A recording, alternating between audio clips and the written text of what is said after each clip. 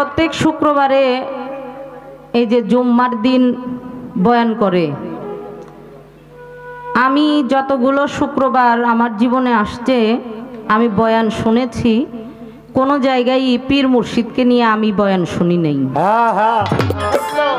আমি কিন্তু আমার কথা বললাম বাবারা, মানে আমি যতগুলো শুক্রবার পেয়েছি আমার জীবনে, আমি আমার ব্যক্তিগত মতামত বললাম।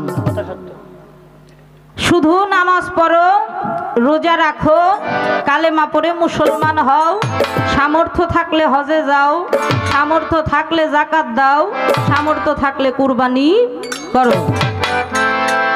এই আলাপ আলোচনাগুলো বেহেশতের জন্য যা যা প্রয়োজন দুনিয়া থেকে তাই করে যাও, যাতে বেহেশতে যাইতে পারো।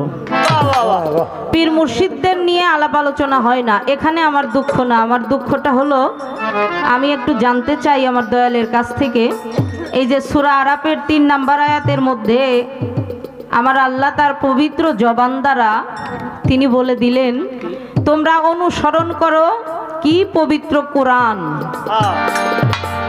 এই পবিত্র কোরআনকে অনুসরণ করো, আল্লাহ ব্যতীত কাউকে অভিভাবক হিসাবে সাব্যস্ত করিও না।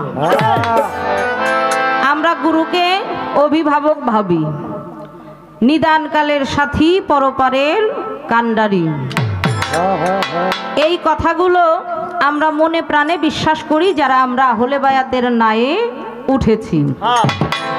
তাহলে আল্লাহ যে বলল আল্লাহ ব্যতীত কাউকে অভিভাবক গ্রহণ করা যাবে না, শুধুমাত্র পবিত্র কোরআনকে অনুসরণ করতে হবে। তাহলে এই বিষয়বস্তুটা কি? আমরা মারা যাওয়ার পরে প্রত্যেকটা মানুষ যে ইয়া নাফসি করব, আমার পীর সাহেব বা আমার দয়াল আইসা উনি কি আমারে পার করবে কি করবে না? আচ্ছা, ইসলামের ফতোয়া আনবার জন্য গেছে। ফতোয়া কারে কয়? মানে একজন রাগারাগি করে বউ দিছে তালাক, এখন বউর বা ফিরে নিউন লাগবো, কয় না হিল্লা তুন লাগবো, তাহলে কার লগে দিব?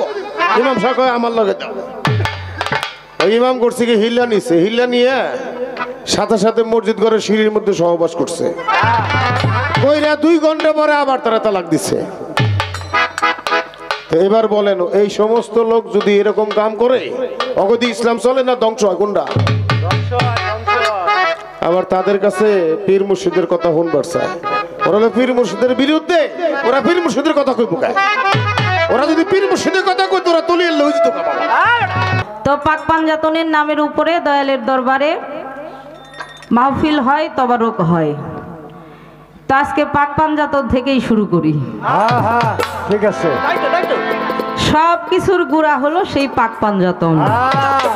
কোন তনে কোন রুহু থাকে বলো তাহার ভেদ মানি, পাক পাঞ্জাতনের কথা দয়াল জানিতে চাই আমি। আদমের মধ্যে রুহু ফুৎকার করে যখনই, পাক পাঞ্জাতনের মধ্যে রুহু ফুৎকার করে কেমনই? সেটা কি ভিন্ন ভাবে, নাকি হযরত আদমকে যেভাবে রুহু ফুৎকার করা হলো সেইভাবে? বিষয়টা কি?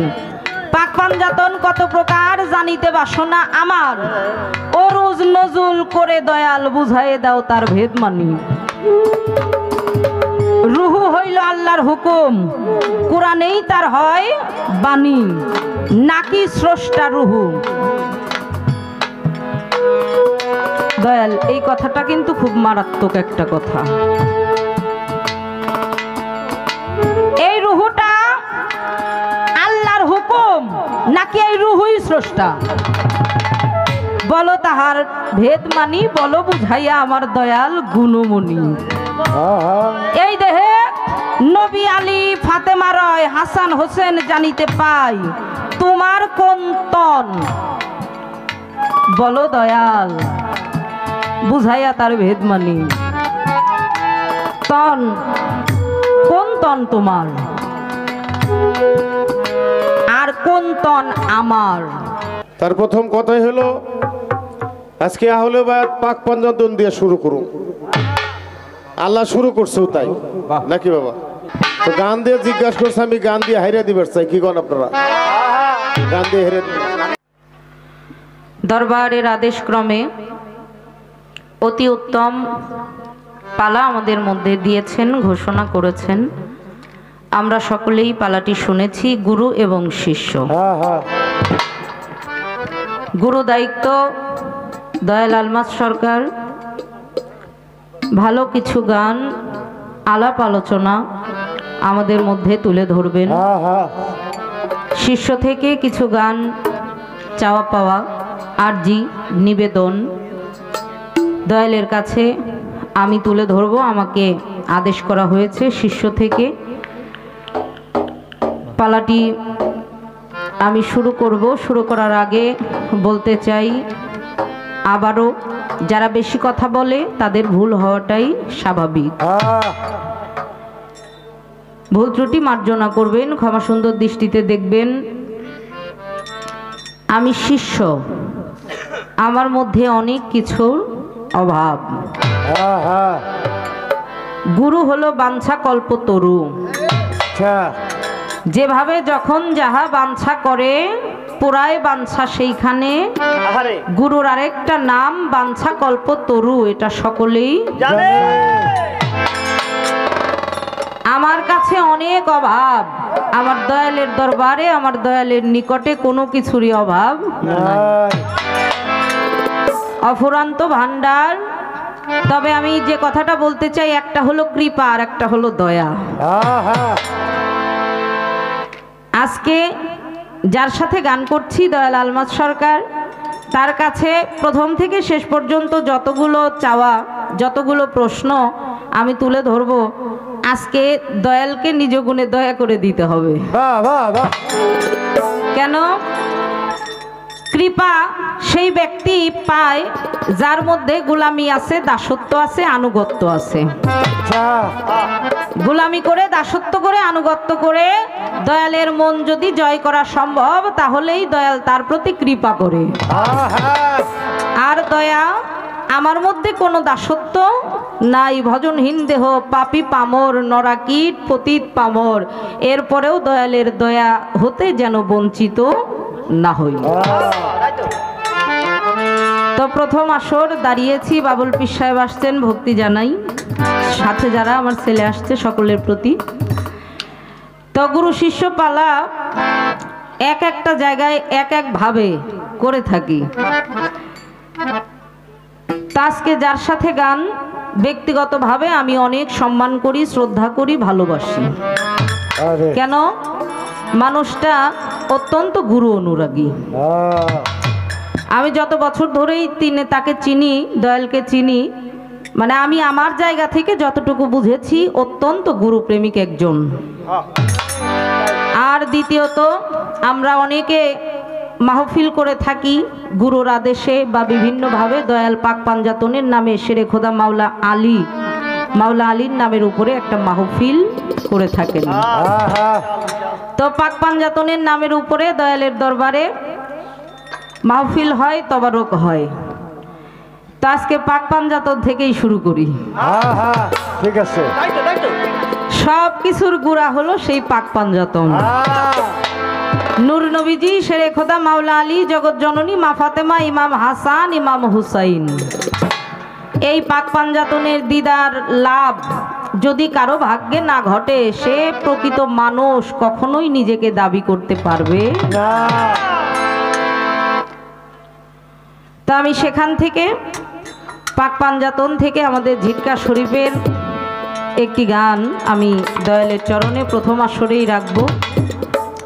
গানের মধ্যে অনেকগুলো কথা, আমি আশা করব দয়াল আমার প্রতি রাগান্বিত না হয়ে নিজ গুণে দয়া করে আমাকে যেন বুঝিয়ে দেন, কারণ আমি অন্ধ, চোখে দেখি না। কি চোখে দেখি না?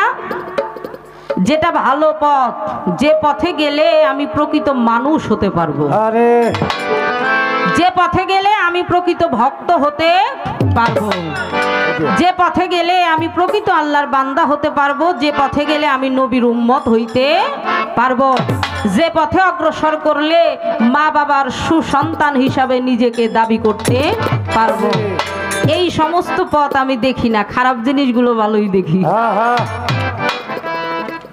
হ্যাঁ, যে কর্মগুলো করলে আমি দুনিয়া থেকে চলে যাওয়ার আগে নিজেকে প্রকৃত একজন মানুষ হিসাবে দাবি করে চলে যেতে পারি, সেই পথগুলো আমার জানা নাই। আমার দয়ালের কাছ থেকে আমরা আজকে বিশেষ করে আমি, আপনারা দয়ালেরা বিচক্ষণ, আপনারা জ্ঞানী, আমি আজকে জেনে বুঝে নেব।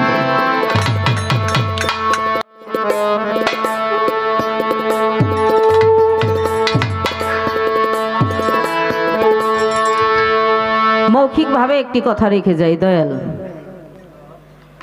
প্রত্যেক শুক্রবারে এই যে জুম্মার দিন বয়ান করে,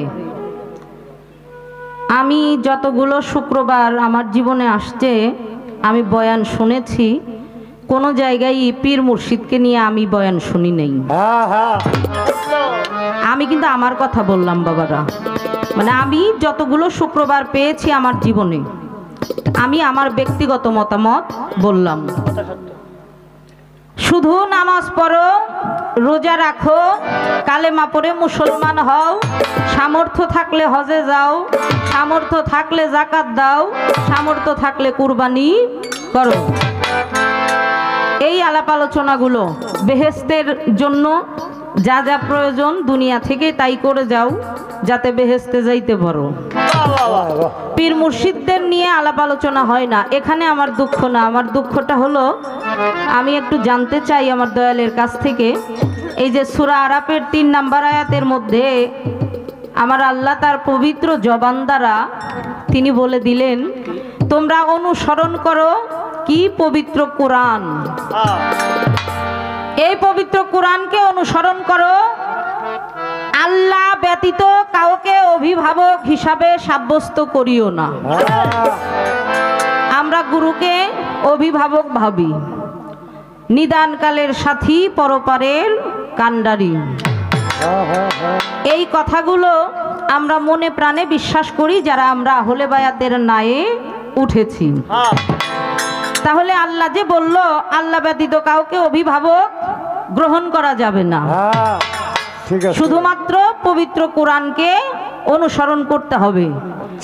তাহলে এই বিষয়বস্তুটা কি? আমরা মারা যাওয়ার পরে প্রত্যেকটা মানুষ যে ইয়া নাফসি করব, আমার পীর সাহেব বা আমার দয়াল আইসা উনি কি আমারে পার করবে কি করবে না? আচ্ছা, যদি পার করে তাহলে এর প্রমাণটা কোথায়, কিভাবে আমরা পাবো? পবিত্র কোরআন শরীফের মধ্যে আছে কিনা, যদি থাকে দয়াল আমাদেরকে একটু বলে দিবেন যে দয়াল আমাকে এসে সাফায়েত করবে কিনা, নাকি ওই আমাদের ইয়া নাফসি করতে করতে শেষ হয়ে যেতে হবে। আমার লালচান ভাই, বড় ভাই, যিনি সব সময় আমাকে বটবৃক্ষের মতো ছায়া দিয়ে রাখে, বড় ভাই আসছেন, ভক্তি রাখি। ভাইয়ের সাথে যারা আসছেন সকলের প্রতি ভক্তি রাখি।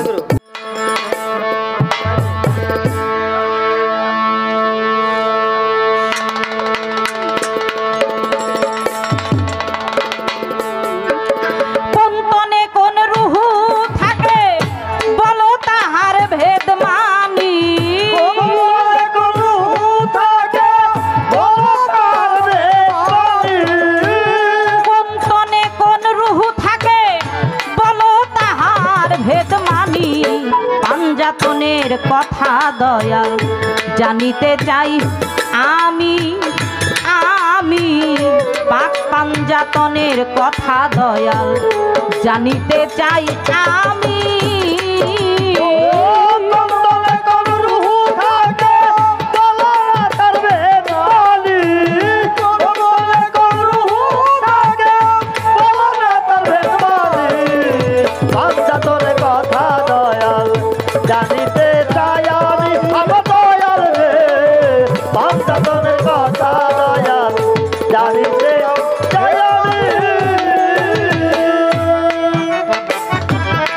আদমের মধ্যে রুহু ফুৎকার করে যখনই, পাঞ্জাতনের মধ্যে রুহু ফুৎকার করে কেমনি?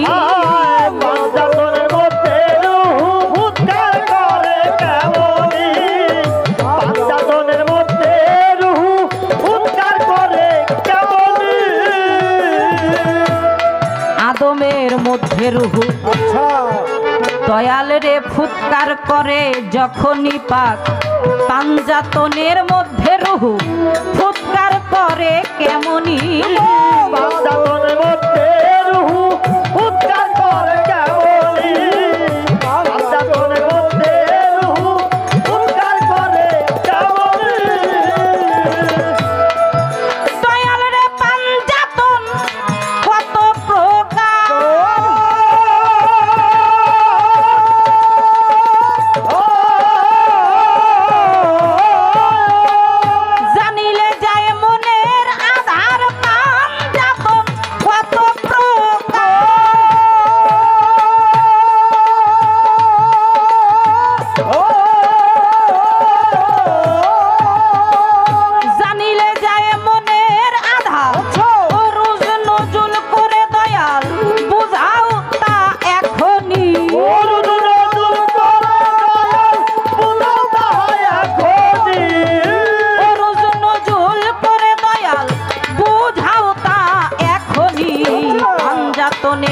কথা দয়াল জানিতে চাই আমি আমি পাক পাঞ্জাতনের কথা দয়াল জানিতে চাই আমি ওরে কন্তনে কোন রুহু থাকে বলো না তার বেদবাণী কন্তনে কোন রুহু থাকে বলো না তার বেদবাণী বান্দাদের কথা দয়া জানিতে চাই আমি বান্দাদের কথা দয়া জানিতে চাই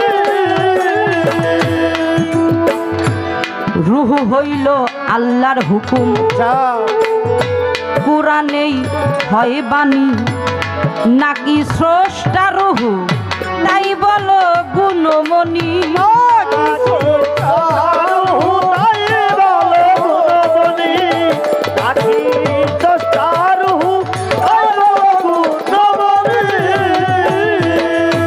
রুহু হইল আল্লাহর হুকুম কুরআনেই হয় বাণী নাকি রুহুই স্রষ্টা বলো তাহার ভেদ মানি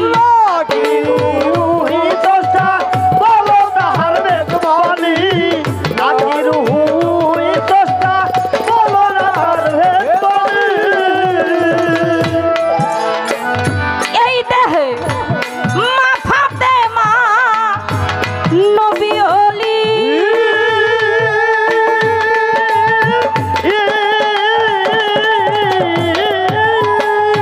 হাসান হোসেন জানিতে পাই এই দেহে নবী আলী মা ফাতেমার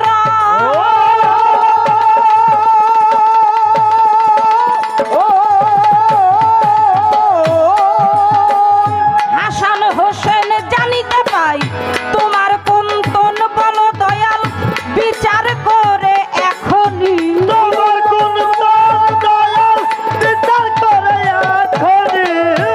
তোমার কোন তন বলো দয়াল বিচার করে এখনি পাঞ্জাতনের কথা দয়াল জানিতে চাই আমি আমি পাক পাঞ্জাতনের কথা জানিতে চাই আমি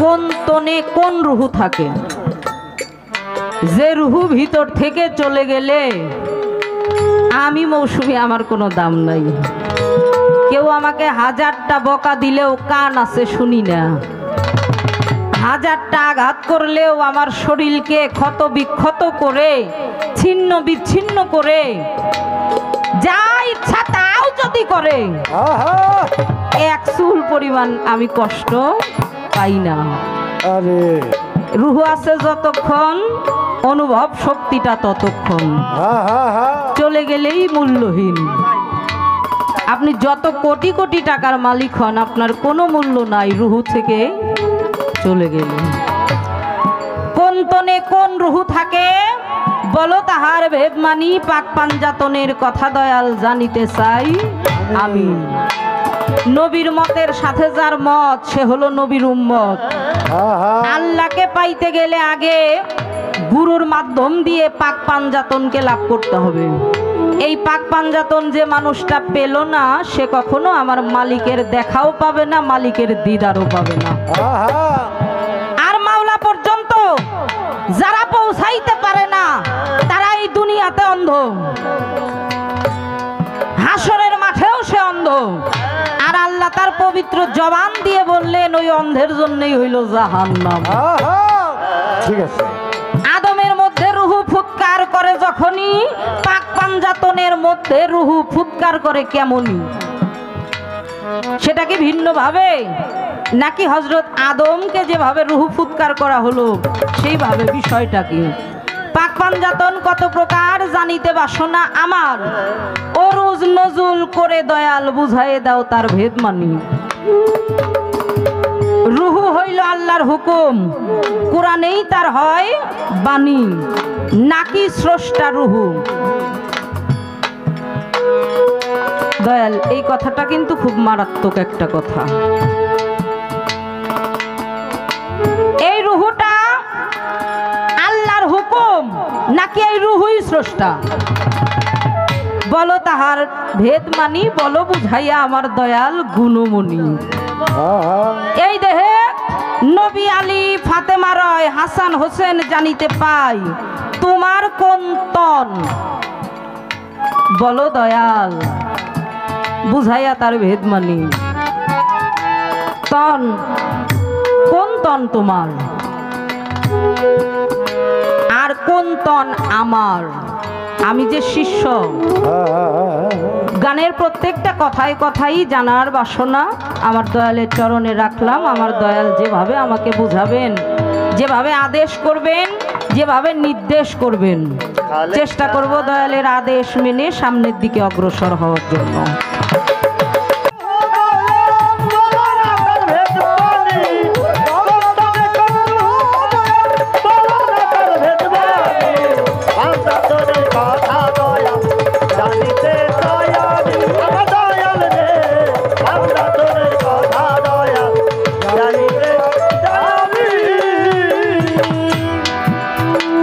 সেপাদ যখন যাতে কবজ হয়, রুহু তখন কোথায় পালায়?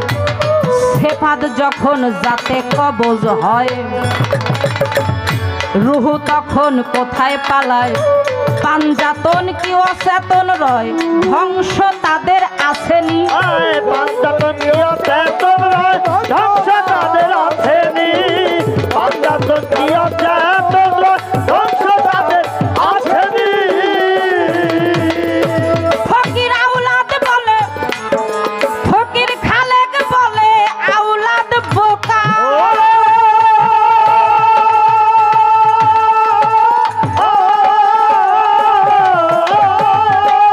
পাঞ্জাতন হলো না দেখা, খালেক বলে আউলাদ বোকা।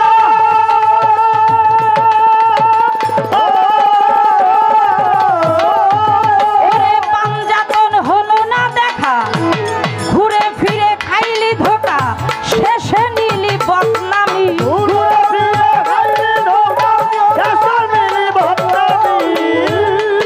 ফিরে খাইলি ধোকা, ঘুরে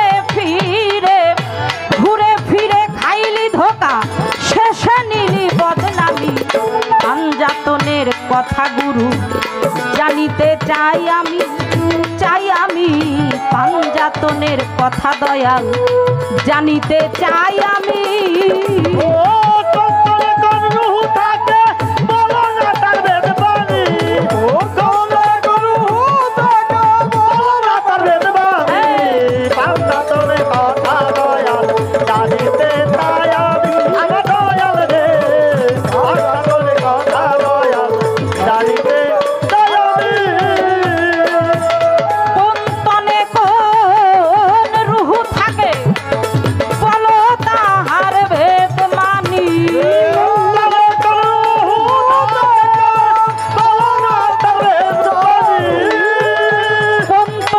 রুহু থাকে, বলো তাহার ভেদ মানি। পাঞ্জাতনের কথা দয়াল জানিতে চাই আমি, আমার দয়াল গুণমণি। পাক পাঞ্জাতনের কথা দয়া জানিতে চাই আমি।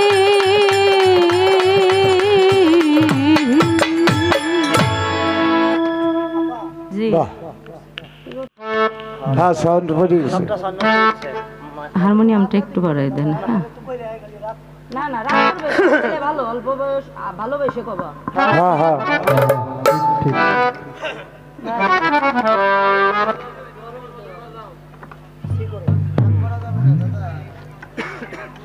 না, সাউন্ড সিস্টেম ভালো। খুব ভালো। তোমাদের যা প্রয়োজন আস্তে করে বলবা, তোমাদের কাছেই তো বসা, সাই সুই করে কইবা, জামাই বউ যেমনি কয়। হ্যাঁ হ্যাঁ, হ্যাঁ, মানে নিকটে তো, যাতে বাইরের কেউ না শুনে আর কি। তো আমি প্রথম আসরে আমার দয়ালের নিকটে একটি প্রশ্নবোধক গান করলাম, এবার দ্বিতীয় আরেকটি গান করতে চাই। দুইটি গানই প্রশ্নস্বরূপ করা যাবে না। প্রত্যেকটা আসরে দয়ালের কাছে একটি করে প্রশ্নবোধক গান আর একটি করে দন্য তথা প্রার্থনা গান করতে হবে। আমি ছোট করে একটি প্রার্থনা গান করে বসবো। যেভাবে উত্তর আসবে, আমার যেখানে অভাব আমি অনুভব করব, সেখান থেকে আমার দয়ালের কাছে আমার চাওয়া থাকবে। হ্যাঁ হ্যাঁ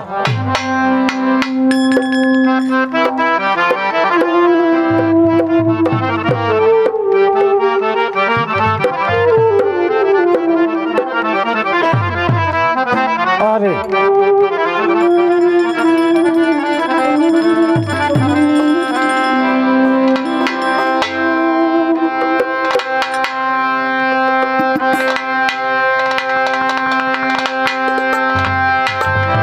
তিলেক দণ্ড হ্যাঁ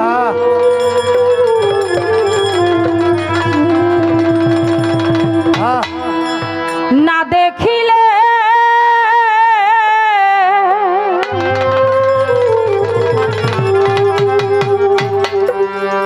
আমি প্রাণে মরি, আমার খালেক পাগল।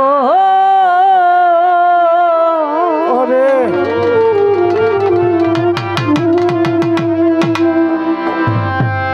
দয়াল রে তুই যে আমার পারে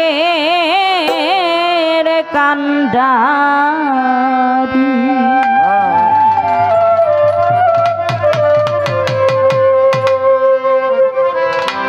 তিলেক দণ্ড না দেখিলে আমি প্রাণে মরি, আমার দিদার পাগল। না দেখিলে আর বানরি তিলেক দণ্ড না দেখিলে আমি প্রাণে মরি, আমার খালেক চান তুই যে আমার পারের কান্ডারি, তুই যে আমার পারের কান্ডারি, ইস্কেন্দার সৃষ্টি তুই যে আমার পারের কান্ডারি। না দেখিলে আর বানরি আমার বাবা জান, না দেখিলে আর বানরি আমার বাবা জান, তুই যে আমার পারে কান্ডারি বাবা, তুই যে আমার পারে কান্ডারি আমার জান, তুই যে আমার পারে কান্ডারি। চাই না টাকা, চাই না পয়সা,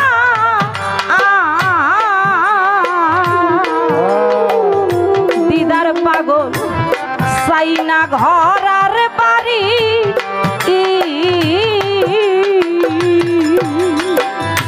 খালেক পাগল চাই না টাকা, চাই না পয়সা,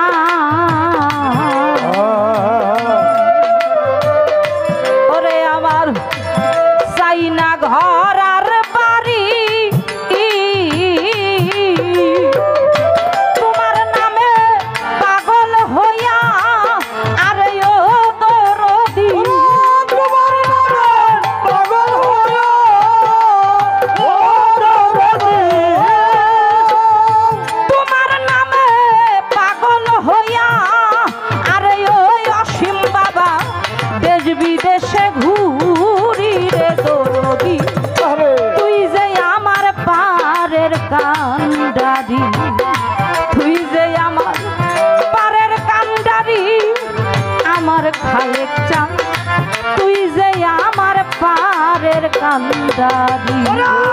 তিলেক দণ্ড না দেখিলে আর বানরি আমার দয়াল জান, তিলেক দণ্ড না দেখিলে আর বানরি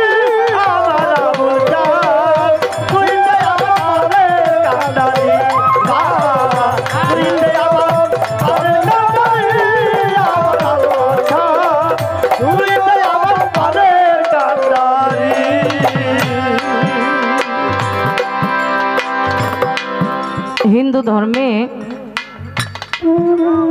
শ্রীকৃষ্ণ মহাপ্রভু আর তার ভক্ত ছিল ভক্ত সুদামা। একই গুরু গৃহে বিদ্যা শিক্ষার জন্য দুইজনে ছিলেন, কিন্তু প্রভু কৃষ্ণ তাকে সবসময় বন্ধু হিসাবে চাইতো। ভক্ত সুদামা ডেকে বলতো, আপনার সাথে কি আমার বন্ধুত্ব চলে? বন্ধুত্ব হয় সমানে সমানে। আমি তো অত্যন্ত দরিদ্র গরিব, অনেক সময় এমনও হয় আমার পরিবারের যারা সদস্য আছি আমরা সবাই এমন অনেক দিন ঘটে গেছে আমরা এক মুষ্ঠ আহারও মুখে দিতে পারিনি। আপনার সাথে আমার কি করে বন্ধুত্ব হবে? অনেকবার প্রভু বলে, না তুমি আমাকে বন্ধুরূপে গ্রহণ করো। ভক্ত সুদামা বললেন, না আমি তো আপনাকে বন্ধুরূপে নিতে পারি না, তবে একটা মিনতি, আপনি যদি আপনার দাস হিসাবে আমাকে কবুল করেন, যদি আপনার গোলাম হিসাবে কবুল করেন, এতটুক পাইলে আমার জীবনটা ধন্য। তো প্রভু কৃষ্ণ ডাক দিয়া কয়, সুদামা তুমি আমার কাছে কি চাও বলো? তুমি আজকে যা চাইবা সব ইচ্ছা আমি তোমার পূরণ করব। ঘর বাড়ি, টাকা পয়সা, জমিদারি, যা চাইবা সব তোমাকে দিয়ে দেব, কি চাও বলো? ভক্ত সুদামা বলেছিল, প্রভু আমি দুনিয়াদারি টাকা পয়সা দিয়ে কি করব বাবা? যে মানুষটা সুখ অর্জন করে, সর্বদিক মিলিয়ে যে মানুষটা সুখী, দেখবেন মালিকের নামটা সে ভুলে যায়, সুখে তাকে গ্রাস করে নেয়। ভক্ত সুদামা ডেকে ডেকে বলেছিল, প্রভু আমি তো এইগুলো চাই না, শুধু আমার একটাই চাওয়া, তুমি আমাকে কখনো কোনোদিন ভুলে যেও না, চরণ ছাড়া করো, আর কিছু চাই না। আমি তো পাপী, দুনিয়ার মোহ মায়া জালে আটকা বন্দি, আমি যদিও তিল পরিমাণ সময়ের জন্যও তোমাকে ভুলে যাই, তুমি আমাকে ভুলে যাও। প্রভু বলেছিল, ঠিক আছে যা। বৃন্দাবন ছেড়ে মথুরায় এসে যখন সিংহাসনে রাজা রূপে প্রভু শ্রীকৃষ্ণ বসেছিল, তার স্ত্রী রুক্মিণী একদিন ডাক দিয়ে বলেছিল, প্রভু আপনার বৃন্দাবনে কি সেরকম কোনো ভক্ত নাই, কোনো বন্ধু নাই? কেউ তো আসে না আপনাকে দেখতে, বিষয়টা কি? আপনাকে কি ওরা ভালোবাসে না? প্রভু ডেকে বলেছিল, ভালো তো বাসেই রে, ওদের ভালোবাসার যে মাপ, যে ওজন, এটা আমি তোমাকে বলে বোঝাতে পারবো না, এত ভালোবাসে ওরা আমাকে। কয় তাহলে একটু পরীক্ষা আমি যদি চাই আপনি দিবেন? আমার চাইতে কি ওরা আপনাকে বেশি ভালোবাসে? বলে অবশ্যই।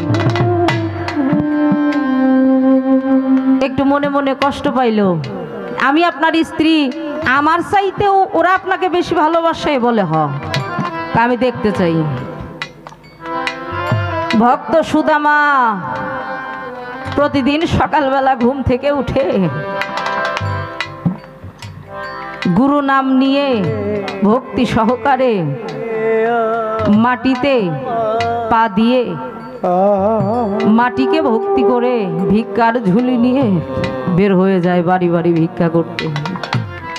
অনেকে রাগারাগি করে ধমক দিয়ে বের করে দেয়, এরপরেও বলে, আমার প্রভু তোমার মঙ্গল করুক। যে দেয় তাকেও বলে প্রভু মঙ্গল করুক, যে না দেয় তাকেও ডাক দিয়ে কয়, প্রভু তোমার মঙ্গল করুক। একটু রাগ নাই শরীরে। তো বাড়িতে গেছে, ওনার স্ত্রী ডাক দিয়ে বলছে, কতদিন হয় প্রভু বৃন্দাবন ছেড়ে চলে গেছে মথুরায়, আপনার কি মনে পড়ে না প্রভু শ্রীকৃষ্ণের কথা? আপনি যান না, একটু দেখে আসেন। সুদামা ডেকে বলেছিল, আমি কিভাবে যাই? প্রভু তো এখন রাজা, রাজার কাছে যাইতে গেলে আমি কি নিয়ে যাব? গুরু দরবারে তো খালি হাতে যাওয়া যায় না, কি নিয়ে যাব? আজকে আজকে তো ভিক্ষা করে আসছি, কিছুই পাই নাই, কেউ কিছু দেয় নাই, কি নিয়ে যাই, খালি হাতে যাওয়া যায়? সুদামার স্ত্রী তিনিও ভিক্ষা করতে বেরোইলেন। 3 বাড়ি থেকে 3 মুষ্ঠ চাউল পেয়েছিলেন। বাড়িতে এসে একটু হিন্দুদের মধ্যে দেখবেন মোয়া তৈরি করে গুড় দিয়ে মুড়ি দিয়ে, এটাই মুসলমানদের মধ্যেও করে, তবে হিন্দুদের মধ্যে একটু বেশি করে। কয়েকটা মোয়া তৈরি করে দিল। এই যে আমার মায়েরা, শুধু গান শুনেন না, একটু লক্ষ্য করে শুনেন। গুরু ভক্তিটা কেমন থাকা প্রয়োজন। ভিক্ষা করে বাড়িতে এনে প্রভুর জন্য, গুরুর জন্য মোয়া তৈরি করে দিছে। ডাক দিয়ে কয়, আমি জানি আমার প্রভু এটা পেয়ে খুব খুশি হবে, আনন্দ পাবে, আপনি নিয়ে যান। রওনা হলো। যখন আসছে প্রহরীদার আর ভিতরে প্রবেশ করতে যায় না। এই ভিখারি, তুমি রাজার সাথে দেখা করবে, তোমার এত বড় সাহস, তুমি ভিতরে প্রবেশ করতে চাও? আগে অনুমতি লাগবে না? সুদামা ডেকে বলেছিল, তুমি গিয়ে বলো তার বন্ধু আসছে। ভিখারি আবার রাজার বন্ধু, আঘাত করে, মারে, এরপরে ও যায় না। এদিকে ভক্ত সুদামার পিঠে চাবুক দিয়ে আঘাত করে, আর ওইদিকে প্রভু শ্রীকৃষ্ণর পিঠে ওই আঘাতগুলো ভেসে ওঠে। ডাক দিয়ে বলে, রক্ষিণী স্বামী, আপনার পিঠে চাবুকের আঘাত ভেসে উঠছে কেন? প্রভু শ্রীকৃষ্ণ বলেছিল, তুমি না বলেছিলে আমাকে ভালোবাসে কিনা দেখতে চাও? ও আমাকে যেমন ভালোবাসে আমি ওকে এমনই ভালোবাসি। ও আঘাত পাইলে আমি আঘাত পাই, ও আনন্দ পাইলে আমি আনন্দ পাই। আসছে, বসতে দিছে, একসাথে কত কথা, কত কিছু খাবারের আয়োজন। এত আয়োজন দেখে রাজ দরবারে ও আর ওই মুয়া বের করে না। রাজ দরবারে এত ভালো ভালো খাবার, এখানে আমি সামান্য মুয়া কি করে বের করি? বের করে না। প্রভু কৃষ্ণ ডাক দিয়ে কয়, সুদামা, তুই তো কখনো খালি হাতে আসিস না। জীবনে যত দিন তোকে পেয়েছি, যত দিন দেখেছি, কোনো দিন তো খালি হাতে আসিস নাই। কি এনেছিস আমার জন্য? ভিক্ষার ঝোলা থেকে ওই মুয়াগুলো যখন বের করে প্রভুর পায়ের কাছে নামাই দিছে, প্রভু এমন ভাবে সেবা করছে, আহা, মনে হয় প্রসাদ পেয়েছে, মনে হয় বেহেশতের সরাবন্ত হুরা পেয়েছে। খাওয়া শেষ। ডাক দিয়ে কয়, সুদামা, আমার রাজ দরবার থেকে যদি তোকে কিছু দেই নিবি? কয়, না প্রভু, প্রথমেই না বলেছি নেওয়া যাবে না। কয়, তাহলে কি চাস তুই? সুদামা ডেকে ডেকে বলেছিল, প্রভু, আমার বলতে তো কিছু নাই। আমি তোমার নামে সকালবেলা উঠে একটু ফুল তুলসী তোমার চরণে দেই, আর নয়নের জল দিয়ে তোমার চরণ দুইটা ধৌত করে দেই। ও প্রভু, আমি তো আর কিছু দিতে পারি না, এতে কি তুমি খুশি থাকো? এতে যদি তুমি খুশি থাকো, আমার আর কিছু পাওয়ার নাই, চাওয়ারও নাই। ও প্রভু, আমার তো কিছু নাই, না তোমাকে ভালো করে একটু সেবা দিতে পারি, একটু যত্ন করতে পারি, একটু বসাইতে পারি। আমার নয়ন জল আর মন ফুলের পূজা ব্যতীত আমার তো দেওয়ার মতো কিছুই নাই। প্রভু টান দিয়ে বুকে জড়িয়ে ধরে বলেছিল, এটাই তো আমার পাওয়ারে, আমি তো আর কিছু চাই না তোর কাছে। রাজভান্ডার থেকে ভালো ভালো কিছু খাবার দিয়ে বলেছে, ও সুদামা, তোর না 4টা সন্তান, তোর স্ত্রী, তাদেরকে নিয়ে দিস। প্রভুর কি খেলা, পথের মধ্যে হেঁটে আসতে হাত থেকে পড়ে সেই খাবারগুলো কুকুর খেয়ে ফেলেছে। দুইটা নয়ন জলে মুখ ভাসিয়ে দিয়ে বলেছিল, প্রভু আমার দ্বারা আজকে যে একটা জীবের সেবা হলো, এর চাইতে আমি তো আর কিছু চাইতে পারি না। বাড়িতে আসতে প্রভু কিছু দিয়ে দেয় নাই? কয় হ্যাঁ প্রভু দিয়েছিল। জীবনটা আমার সার্থক বহুদিন হয়, আমি কাউকে কিছু দিয়ে সেবা দিতে পারি না। আজকে রাজপ্রসাদ এনে আমার হাত থেকে যখন পড়ে গেল, সেই প্রসাদখানা কুকুর খেয়েছে, ওকে যে আমি সেবাটা দিতে পেরেছি এটাই আমার ধন্য। এই জন্য সাধক পরশালী দেওয়ান বাবাজি বললেন, চাই না টাকা, চাই না পয়সা, চাই না ঘর আর বাড়ি, আমি শুধু তোমার নামে পাগল হয়ে যেন দেশে দেশে ঘুরি। মুর্শিদ রে, তুই তো আমার পারের কান্ডারি। চাই না টাকা, চাই না পয়সা,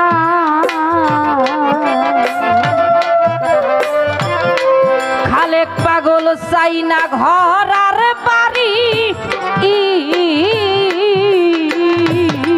আমি তোমার নামে পাগল হইয়া, আরে ও ইস্কান্দার শাহ, তোমার নামে পাগল হইয়া, ও ইস্কান্দার শাহ, মোশাররফ পাগল তোমার নামে পাগল হইয়া, আরে ও খালেক শাহ, দেশে দেশে ঘুরি রে দরদি, তুই যে আমার পারের কান্ডারি, তুই যে আমার পারের কান্ডারি, আমার দিদার সান, তুই যে আমার পারের কান্ডারি। ওরে নিজেকে দণ্ড না দেখিলে আমি পাগলি আমার চরণে, নিজেকে দণ্ড না দেখিলে আমি পাগলি আমার দয়াল দাস, তুই যে আমার পারের কান্ডারি বাবা, তুই যে আমার পারের কান্ডারি আমার চরণে, তুই যে আমার পারের কান্ডারি।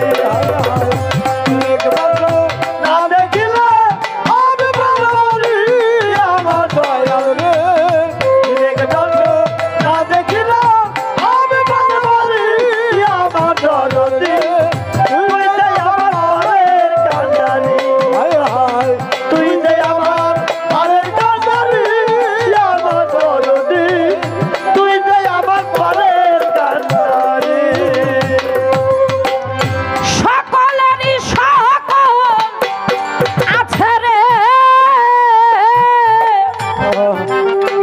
অসীম বাবা,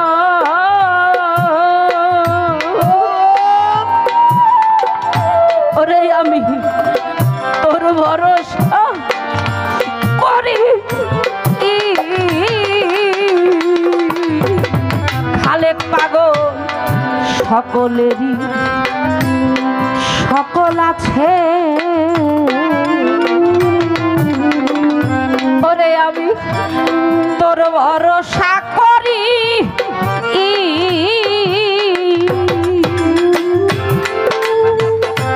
তোমার প্রেমের পাগল হইয়া, আরে ও দিদার চা, তোমার প্রেমের পাগল হইয়া, ও দিদার চা, প্রেমের আগুন বুকে নিয়া, ও খালেক পাগল জইলা পুইরা মরি রে দরদি, তুই যে আমার পারের, তুই যে আমার পারের কান্ডারি, তুই যে আমার পারের কান্ডারি, তুই যে আমার পারের কান্ডারি। অসময় ভাসাইল পরশ দেওয়ান, ও মুর্শিদ চান, অসময় ভাইল পর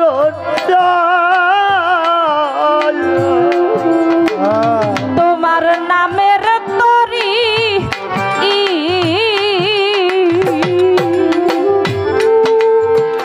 পাক নামের কলঙ্ক হবে, আরে ও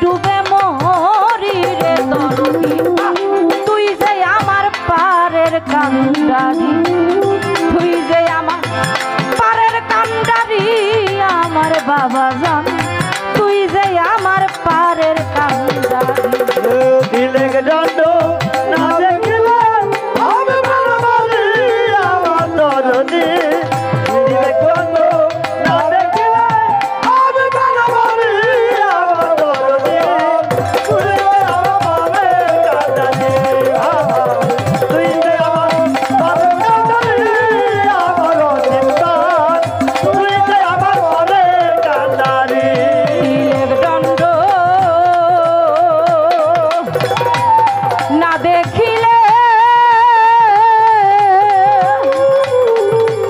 আমি প্রাণে মরি আমার খালে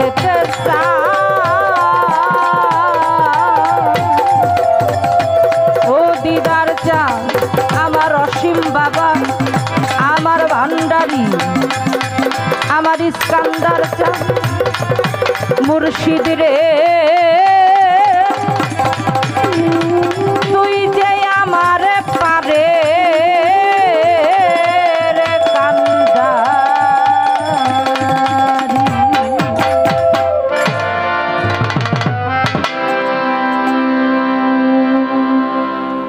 গানটা গাইছে দামি গান।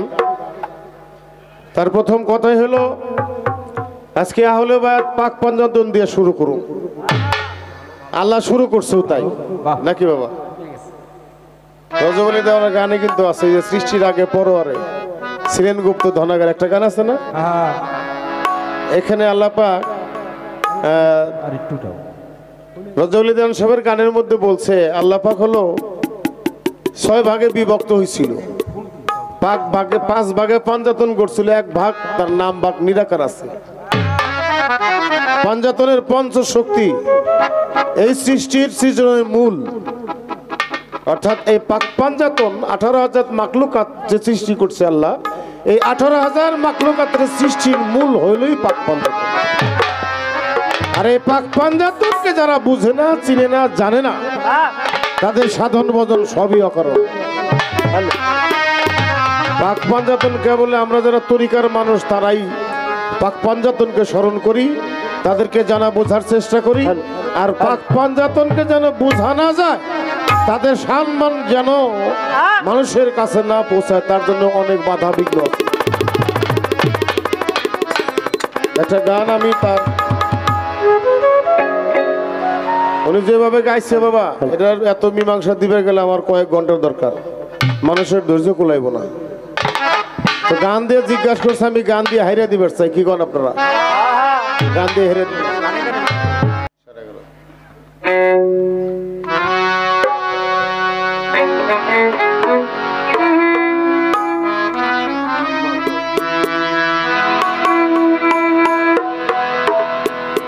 তারপরে গানটার মধ্যে হলো পাক পাঞ্জাতন, এটা আমার দেহের মধ্যে কিভাবে আছে, এই পাক পাঞ্জাতনটা আল্লাহ কিভাবে গড়লো, আদমের মধ্যে যে রুহু ফুৎকার করলো আল্লাহ আমাকে মধ্যে যেভাবে করলো, পাক পাঞ্জাতনের মধ্যে এভাবে করলো কিনা, কথাগুলো ঠিক আছে না?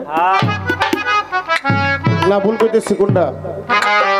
আপনার যদি মনে থাকে তাহলে ঠিক আছে, আর যদি মনে না থাকে তাহলে কোনো কথা নাই।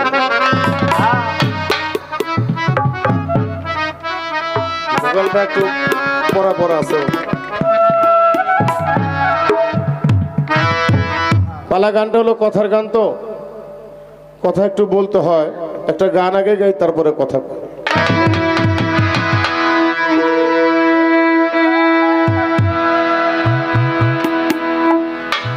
চিনো চিনো আমার মন,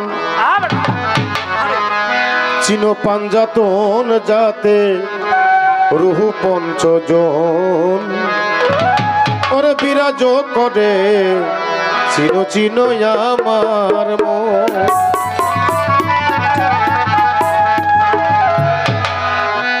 এই গানটা হলো একজন আল্লাহর ওলির লেখা গান, জিটকা শরীফের আব্দুর রশিদ চিশতি। আমি আবল তাবল কথা কয়ে কোন জায়গা ধরা খাবো নাকি? উনি সাধকের গান দিয়ে জিজ্ঞাসা করছে, আমি কি সাধকের গান দিয়ে উত্তর দিয়ে দেবো? হ্যাঁ, এটার মধ্যে বেশি মাখামাখি করুন না, পেঁচাপেচি করুন না। যারা বুঝবার তারা বুঝছে, তারা বুঝবে, আর যারা বুঝার না তাকে হারা জীবন বুঝাইলেও বুঝবো না। এটাও আমার বিপদে ফেলার জন্য কথাবার্তা কয় বাবা। কয় পাক পাঞ্জাতন এই বিষয় আমার জীবনে এই যে এতটুকু বয়স হয়েছে কোন মসজিদে এই অলি আল্লাহও কথা কয় না, খুতবার মধ্যেও কয় না। কয় না, এটা তাকে ব্যাপারে আমার কি কিরে বাবা। এই যে মসজিদ আর হলো দরবার, খানকা শরীফ আর হলো মসজিদ, এই দুইটার মধ্যে ব্যবধান কি এটা যারা জানে তারা এটা নিয়ে আর ফেসাল করবো না, পেঁচ লাগাইবো না। যদি তাই হইতো তাহলে বাংলাদেশে তো অলির মাজার ভাঙ্গা হইতো না। ওই যারা মাজার ভাঙছে ওরাই হলো মসজিদ ঘরে বইসে বইসে এই যুক্তি পরামর্শ করে। যারা মসজিদ ঘর থেকে যুক্তি পরামর্শ করে আসা মাজার ভাঙ্গে ওরা অলি করে নাম করবো। কি করেন আপনারা? এই যে মসজিদ ঘর যে এতগুলো যে দরবার ভাঙছে, কোন হিন্দু ভাঙছে, কোন বৌদ্ধ এসে ভাঙছে? ভাঙে নাই। সব মুসলমান, মাথায় টুপি আছে, দাড়ি আছে, জুব্বা আছে, পাঞ্জাবি আছে, কোরআনের কথা কয়, নামাজের কথা কয়, হজের কথা কয়, যাকাতের কথা কয়, কলমের কথা একটাও মানে না। কয়দিন আগে ইস্তেমা দেখছেন না মারামারি? শত শত মানুষ খুন করে ফেলাইছে, জবাই করছে। বাড়িঘর 3-4 কিলোমিটার যত বাড়িঘর আছে সব পুড়ে ফেলাইছে, আগুন ধরে। এরকম কোন হিন্দু পুরাইছে বাবা? কি মাসে জবান খুলে দেন আল্লাহ? না, ওরা মুসলমান না।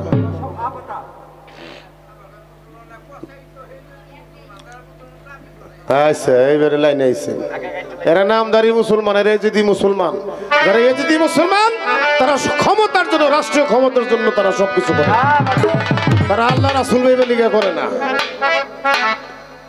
বাংলাদেশের জাতীয় মসজিদ কোনটা? বাইতুল মুকাররম। এনে মারামারি হয়েছে না বাবা?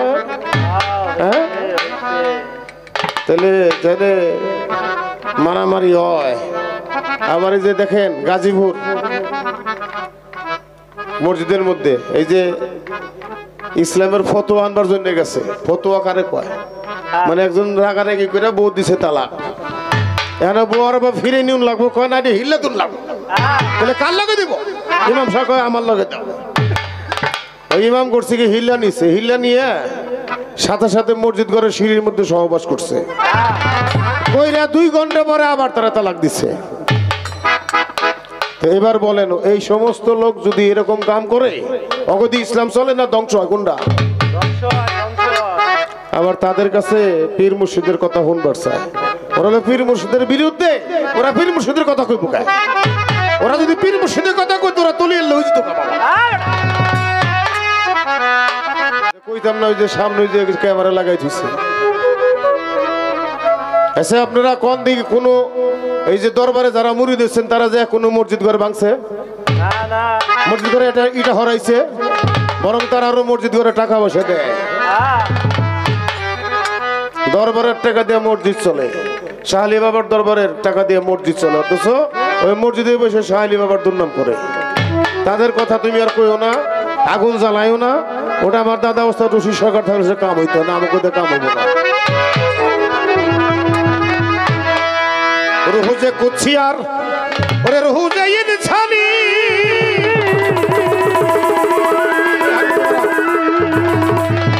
দেখো নজর করে মন, রুহু যে হায়ানি, রুহু যে কুছিয়ার, রুহু যে ইনসানি।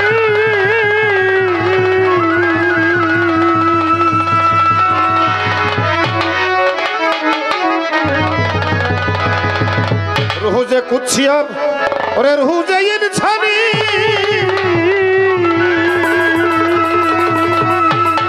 দেখো নজর করে মন, রুহু যে হায়ানি, রুহে নাবাদি জামাদি, দেখবি মন যদি রুহে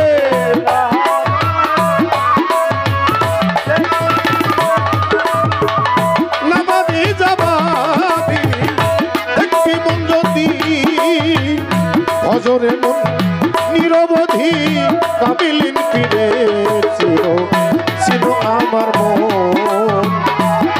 পাঞ্জাতন যাতে রুহু পঞ্চজন বিরাজ করে ছিল ছিল আমার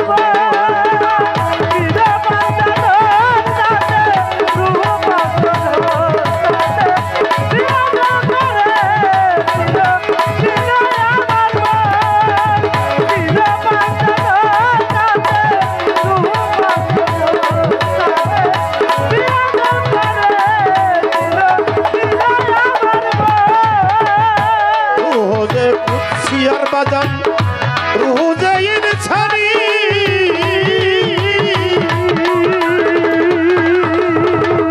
দেখো নজর করে বল রুহু যে হায়ানি রুহু যে কুৎসিয়া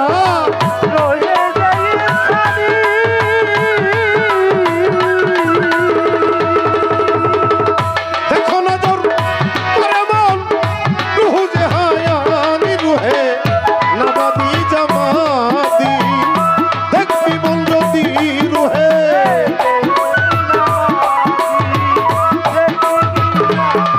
রুহে নাবাদি জামাতি দেখবি বন্ধতি হাই রে অজরন নিরবধি কামেল পিরে ছিল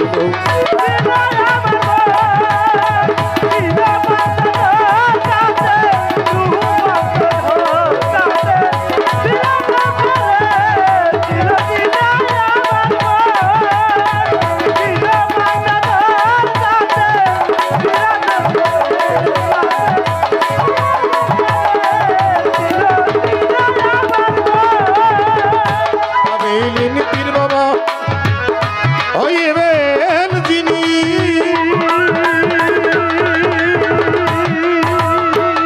রোহের সুরত তোমায় দেখাবেন তিনি কামিল পীর বাবা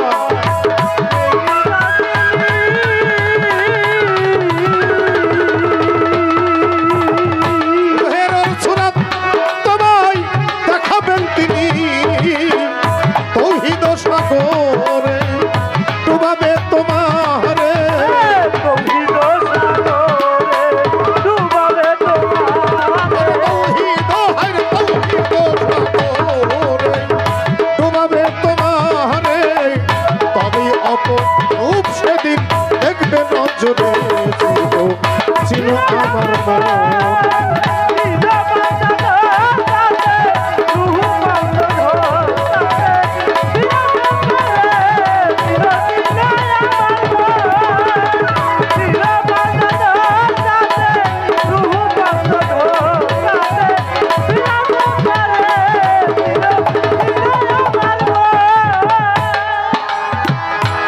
এই যে গান গাইলাম গাইতেছে যারা বোঝার তারা বুঝে ফেলেছে কানের মধ্যে কি কয় চিনো চিনো আমার মন চিনো পাঞ্জাতন মানে পাক পঞ্চতন চিনবার কয় যাতে রুহু পঞ্চজন বিরাজ করে চিনো আপন অজুদ পাবি অজুদে মজুদ তবে রুহুল আজম দেখবি নজরে আবাজান রুহুকে দেখা যায় আপনারা দেখছেন আল্লাহ আল্লাহ আল্লাহ তাহলে কামেল পীর হইলে অজুদের মধ্যে যে রুহুল আজম আছে সেটাকে নজরে দেখা যাবে রুহু যে কুৎসি রুহ কুৎসি হলো পবিত্র আত্মা রুহ ইনসানি হলো মানব আত্মা রুহ হায়ান হলো পশু আত্মা রুহ নাবাদিল হলো ধাতু আত্মা রুহ জামাদিল হলো বৃক্ষ আত্মা তাহলে কয়টা হলো পাঁচটা না বাবা পাঁচটা আত্মা দেখেন লালন সাহেবটা গানের মধ্যে কইছে ঘরের কে বা ঘুমায় কে বা জাগে কে কারে দেখায় স্বপন এবেলা তোর ঘরের খবর জেনে মেরে মন এই ঘরের কথা কইছে মানুষ ঘুমায় না ঘুমের মধ্যে জায়গা থাকে না তাহলে ঘুমাইলো কে জাগলো কে জেগে রয়েছে কেন খুব খেয়াল করবেন সাধুগুরু গোবানি মানুষ ঘুমাইলে কিন্তু মরে না দম চলতেছে কিন্তু তার বগল দেয় মানুষ গেলে বুঝে না নাকি আবার ওই মানুষটা স্বপ্নেও দেখে শুয়ে রয়েছে চকিতে নিজে দেই ইমাম বাড়ি ওই বকুল গাছতলা সে দাঁড়ায় রয়েছে। আবার আর একজন স্বপ্নে দেয় হুইয়ে রয়েছে এই জায়গায়, ওই যে বাস স্ট্যান্ড যারা জন্য পকেট করতেছে, ওরাও কিন্তু স্বপ্ন। একটা হলো সুস্বপ্ন আর একটা হলো কুস্বপ্ন। এই যে দেখে কেরা দেখে, কে দেখায়, কে জেগে থাকে, এই যে বিষয় আদি এটা যদি আমি আমার বিচারটা করতে না পারি তাহলে আমি আমাকে চিনলাম না, আমি আমাকে না চিনলে আমি আল্লাহকে চিনতে পারবো না। আল্লাহকে চিনতে হলে আল্লাহকে চিনার জন্য ঠিকানা হলো মানুষ। মানুষ হলো আল্লাহর দলিল। জমিন খুঁজে বাই করতে এটা নকশা লাগে না বাবা? এই মানুষ হলো আল্লাহর নকশা, যে নকশার মধ্যে তালাশ করলে আল্লাহকে পাওয়া যায়।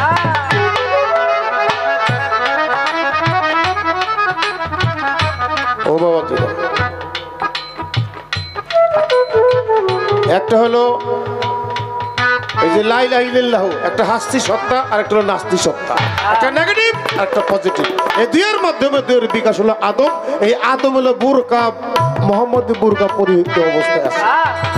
আদম কোনটা পরিহিত বাজান? মোহাম্মদী বুরকা পরিহিত অবস্থায় হলো এই আদম। মোহাম্মদী বুরকা কোনটা কোন দিই? মা বোনেরা বোরকা পরে দেখা যায় নাকি? আমরা যারা আদম তারাও একটা বরকা পরা আছি, সেই বরকাটার নাম হলো মোহাম্মদী বরকা। এখন মোহাম্মদী বরকাটা কি এটি দেবী না আসেনি? আমি পড়লাম কি পায়জামা বললাম না পাঞ্জাবি বললাম না গেঞ্জি বললাম, ওটা বুঝলামই না। আর এগুলা বুঝতে গেলে কামেল মুর্শিদের কাছে যেতে হবে। যেমন কলমের মধ্যে আছে লা ইলাহা ইল্লাল্লাহু মুহাম্মাদুর রাসূলুল্লাহ, 5 জাত শব্দ সিফাত, যেমন 5টা জাত আগুন পানি মাটি বাতাস করে চাপা, আপ আতশ খাক বাত করে চাপা। এটা হলো 5টা গুণ, 5টা জাত। আর 5টা জাতের সেবাত আছে, শব্দ সেবাত, আলিমুন মুরিদুন কালিমুন সামিউন বাসিরুন, এরকম শব্দ সেবাত। অর্থাৎ কলমের মধ্যে আছে 5 জাত আর 12, 507 হলো সেবাত। তাহলে 5 আর 12 কত বাবা? 5 আর 7 12। কলমের মধ্যে 5টা জাত আছে। আল্লাহ কিন্তু তার জাতের কসম খাইছে, খাইছে না বাবা? কোরআন বলছে আমি, আল্লাহ বলছে আমি আমার জাতের কসম খাই। আল্লাহর জাত কেরা? এই যে হলো জাত, এই যে আগুন পানি মাটি বাতাস নূরে ছাপের হলো জাত, এটা কিন্তু সেবাত না। আগুনে কে, নূরে কে, মাটি থেকে পানি থেকে বাতাসে কে, এটা কিন্তু বুঝতে পারে কেউ।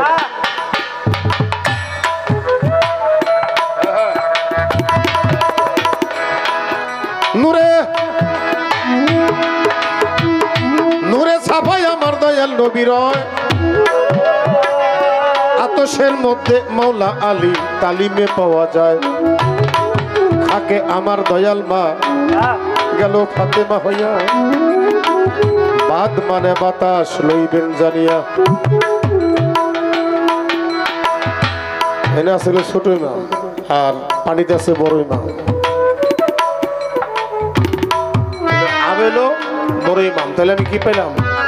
আগুন পানি মাটি বাতাস নূরে সাফা, এই 5 জাতের মধ্যে আমার পাক পঞ্চত মিশে আছে। আচ্ছা, এই আগুন পানি মাটি বাতাস সারা বিশ্বের কোনো সৃষ্টি আছে? দেখাতে পারবেন আপনারা? যেখানে যাবেন এই আগুন পানি মাটি বাতাস এই 5টা জাত ছাড়া কোনো সৃষ্টি হবে না।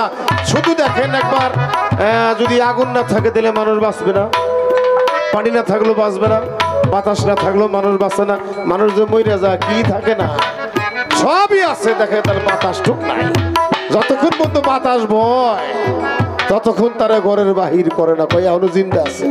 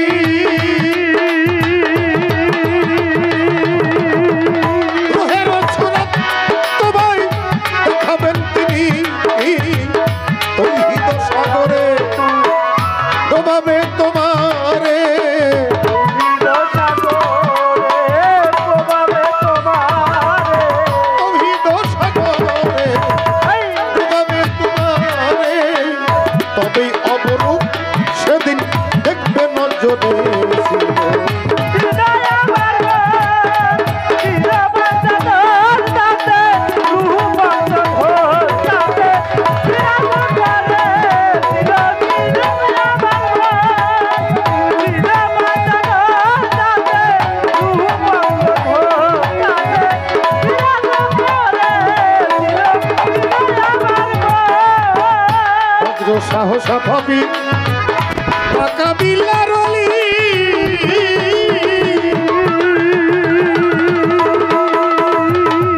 যাহার কৃপায় আমি জানিনু সকলি অদ্ভুত সাহসা ভাবি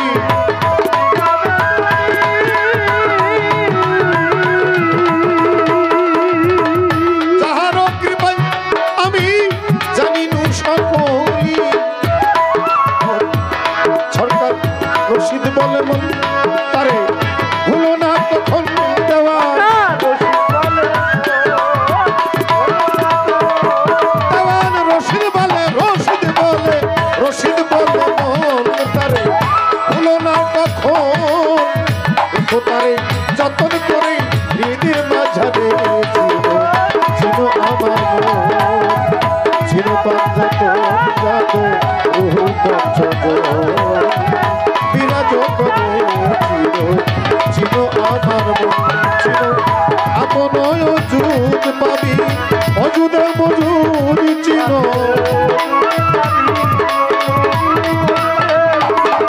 ছিল আপন অযুত পাবি অযুদের মজুদ পাবি রহুল আজব রে তুই দেখবি নজরে ছিল আমার মন ছিল পঞ্চতন যত বহু পঞ্চজন বিরাজ করে ছিল আমার মন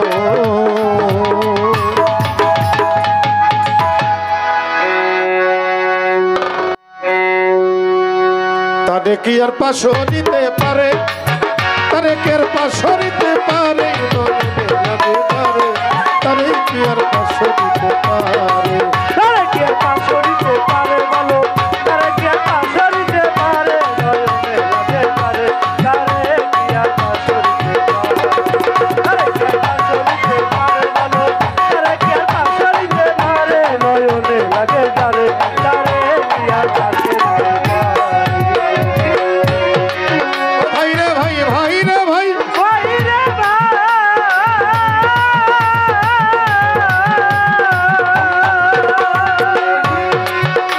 ওদের মুখ দেখিলে দুঃখ থাকে না রোগ থাকে না শুনলে দুনিয়ার কথা ভুল পটিয়া যায় মুখ দেখিলে দুঃখ থাকে না রোগ থাকে না গায় কথা শুনলে দুনিয়ার কথা ভুল পটিয়া যায় আরে এমন একজন বড় পীরকে পাইলো সংসারে এমন একজন খাজা বাবা পাইলো সংসারে এমন একজন খালেক কৃষ্ণ পাইলো সংসারে ওরে এমন একজন দিদার পাখি পাইলো সংসারে আরে এমন একজন সিকিম আলী পাইলো সংসারে আরে এমন একজন সাহালি বাবা পাইলো সংসারে এমন একজন খলিল চন্দ্র পাইলো সংসারে এমন একজন বৈরাবরী পাইলো সংসারে এমন একজন মাঝ ভান্ডারী পাইলো সংসারে এমন একজন লালন সাই পাইলো সংসারে এমন একজন পাজন সাই পাইলো সংসারে এমন একজন আল্লাহ বাজার পাইলো সংসারে এমন একজন সমীর মুন্সি পাইলো সংসারে এমন একজন এদের মুন্সি পাইলো সংসারে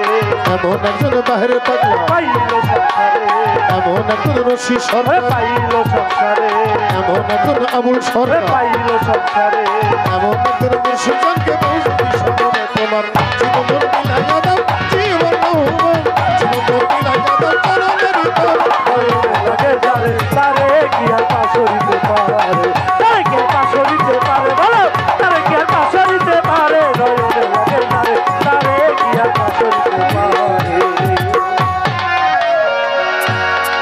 পীর মুর্শিদ পীর মুর্শিদ ধনী কেন আমার ভক্তই কইয়া যায় একটা গান গাইছে দয়াল পরশালী লেখা মনে পইরা যায় দয়াল মুর্শিদ আমার পাড়ের কান্ডারি গানটা গাইতো না তুমি যদি আমার এটা জিজ্ঞাসা করবা ওই পীর মুর্শিদরা ভক্ত হাসর মাঠে পার করতে পারবো কিনা তাইলে কিন্তু তোমার এই গানটা গাওয়া ঠিক হয় না কি করেন আপনারা তুমি গায়ে তুমি মীমাংসা দিচ্ছ আমার কোনো কথা আছে ভক্ত খুব চালাক কয় আমার কিছু নাই, কয় আমি গরিব মানুষ, ভক্তের খুব অভাব। ও বাবারা, আপনার গুরু যদি ধনী হয়, আপনি যদি সব তারা দিয়ে দেন, আপনি তার হয়ে যান, তাহলে কি আপনার কোনো অভাব আছে? নাই নাই। মনে করেন আমার কিছু নাই, কিন্তু আমার বাবার 100 বিঘা জমি আছে, তাহলে কি আমি এটা পাবো না? কি বাবু তুমি যদি গুরুর হয়ে যাও, তাহলে আর তোমার অভাব থাকার কথা না। আর যে পর্যন্ত গুরুর হইতে না পারবা, এই বন্ধু অভাব তোমার ছাড়বো না। আর যখন গুরুর হয়ে যাবে, তখন দেখবা ওই অভাবটা তোমার সাইডা দূরে চলে গেছে, আর জীবনেও ওই অভাব তোমার ঘিরে ধরবো না। গুরুর হইতে তো বাবা কঠিন অবস্থা, গুরু হওয়া না সহজ। আরে ভক্ত তো বাবা খালি আমরা নামে মাত্র, আমার গান হই না যে কান্দাকাটিটা করি, আর যে কান দেই, আর যে কান দিই, এই খালি উঠে মর গেলে আর মন থাকে না।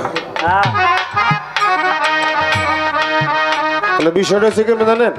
হ্যাঁ বাবারা, ওই যে এক বউ শাশুড়ি দুজনে মিলে ওয়াজ শুনতে গেছে। মৌলবী ওয়াজ করতেছে, ও মারা বোনেরা, তোমরা যখন দান শুকাও, ওই দানের মধ্যে কাকপক্ষী এসে বসে, ওদেরকে তারাই আনা দিও না, ওদের হক আছে। মানে জন দান হেদ্দুকিরা ঘরে বাইরে দিয়ে হুইকে দেও, বিভিন্ন কাইয়াটা এসে খায় না, ওই যে পলাইছে, কেটে দাও, এটা কি করো, তাকে খেদাইও না। তারপরে জমির মধ্যে যে ইন্দুর পান্দর লাগে, এইগুলা তোমরা তারাই ওনাকে নগ হক আছে। ওয়াজ শুই না বাড়ি আইছে, ওই যে শাশুড়ি, উনি যখন ওয়াজ শুই না বাড়িতে আইব, ওয়াজ শুই না ওই বাড়ি থেকে নামার যে বাইরে বাড়ি আছে, ওর এসে আসলটা জারা মারছে, জারা মেরে বাড়ি গেছে। তারপরে দিন রাত্রেই সকালবেলা তো দান সিদ্ধ করে, দান সিদ্ধ করে শুইকা দিছে।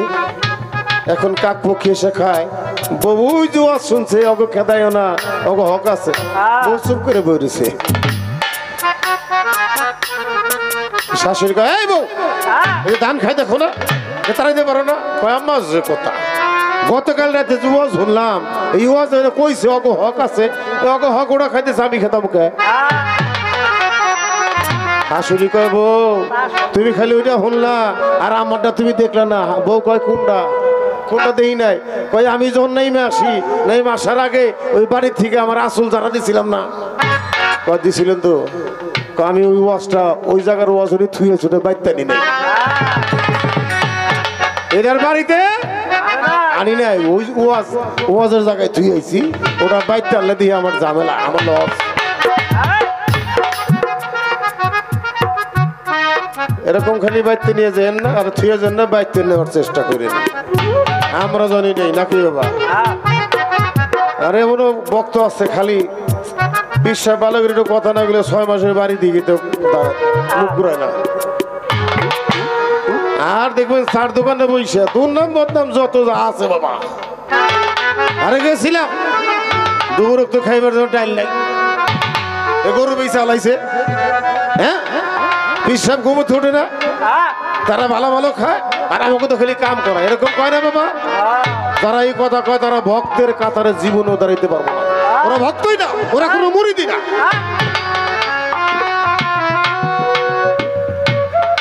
কয় আমি ভালো মতো চলবার চাই, ভালো মতো তো পারি না। এই ভালো মত কোনটা ব্যক্তি বুঝে বাবা, যদি কন কিভাবে এটা বাড়ি দাও ভাই, বাস দেখবেন বড় বড় অফিসার মেলা টাকা বেতন পায়, ওরা কিন্তু ঘুষ না খাইলে চলে না, চলে আসছে না বাবা। এই যে ঘুষ খাওয়া যে খারাপ, এটাও জানে না? জানে জানে জানে, কিন্তু খায়। কি করবেন? হ্যাঁ, আরেকজন দেখবেন হুদাই মাপে ওজন দেখো খারাপ, উনি দেখবেন হুই দেয় ওই যে 100 গ্রাম, আরে 1 কেজি দিবেন যে 1000 গ্রামের মধ্যে মনে করেন 900 দিয়ে কয় 1000 হয়ে গেছেন গা। এই যে কামটা করলেও কিন্তু জানে এটা খারাপ, কিন্তু তারপরেও করে। কেন করে? আমার আল্লাহ নিজে কোরআনের মধ্যে বলছে, আমি কিছু মানুষ দুনিয়ার মধ্যে পাঠাইলাম যাদের অন্তঃকরণে এবং কর্ণের মধ্যে সীসা এবং মোহরযুক্ত করে দিলাম, যারা তোমাদের কথা, আল্লাহর কথা, রাসূলের কথা শুনবো না, ওরা খালি সত্যের মিথ্যা করার চেষ্টা করবে। ওরা মাপে কম দিব, ওরা বিচারে ভেজাল লাগাইব, ওরা জমির আইল ভাঙ্গাইব, একজনের মাথায় বুদ্ধি দিয়া আর একজনের মাথায় বাড়ি দেব, খালি এই কামে ব্যস্ত থাকবো। আর ওদের দিয়ে আমি আমার জাহান্নামটা পরিপূর্ণ করে দেব। বাবা ভক্ত অত সহজ না। আমি দেখছি ভক্ত হতে গেলে বাবা কিছু থাকে না, ভক্ত কঠিন। দাও এই যে কৃষ্ণের কথা গুলো আর সুদামার কথা বললো, বাজান দেখেন তো কিভাবে ভালোবাসতে হয়।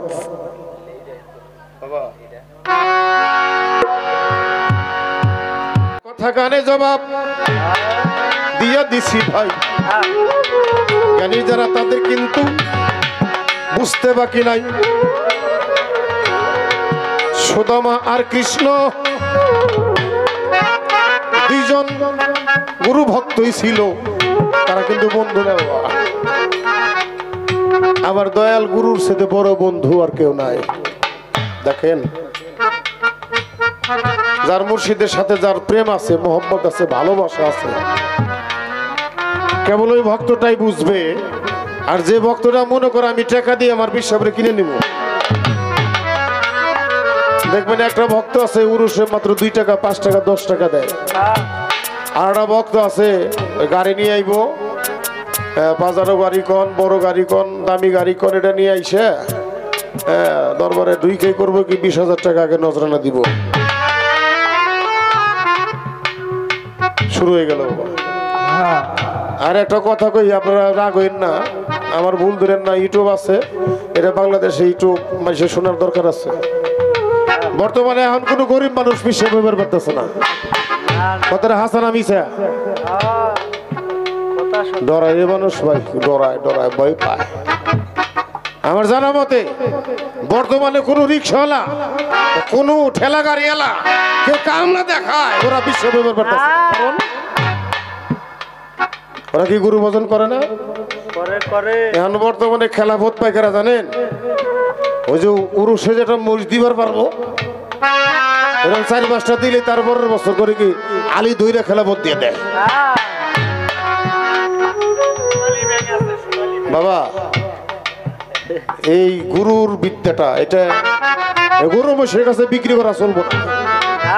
এরকম হচ্ছে পুরা বাংলাদেশ জোড়া এক দরবার না এক দরবারে এই কাম হইতেছে। যার টাকা আছে, যার ক্ষমতা আছে, তার বিশ্বাস খেলাফত দিয়ে দেয়। কিন্তু প্রকৃত পক্ষে যে আল্লাহর প্রেমিক, আমার রাসূলের প্রেমিক, আহলে বায়তের প্রেমিক, যার মধ্যে গুপ্ত এলেম আছে, এক জায়গায় বসে হারা দুনিয়ার খবর করে পারে, ওই রকম লোক খেলাফত বর্তমান যুগে পারে। খালি এই কথা কইও না, এই যে বর্তমানে বহুত পিসাব দিই, ওকে একটা কথা কইলে পরে জিজ্ঞাসা করে দাঁত লাগে উপরে বইরে থাকে, হ্যাঁ দাদা বীরের নাম জানা কিন্তু খেলাফত লয়ে বই দিচ্ছে। এগুলোর থেকে সাবধান। এই সমস্ত পীর মাসে তাদের দিয়া সমাজ চলবে না। আর যে মোল্লারা ওই যে মসজিদ ভাঙ্গে, অগদিয়া ইসলাম চলবো না, এগুলো ধ্বংস করার জন্য আইছে। বাজাও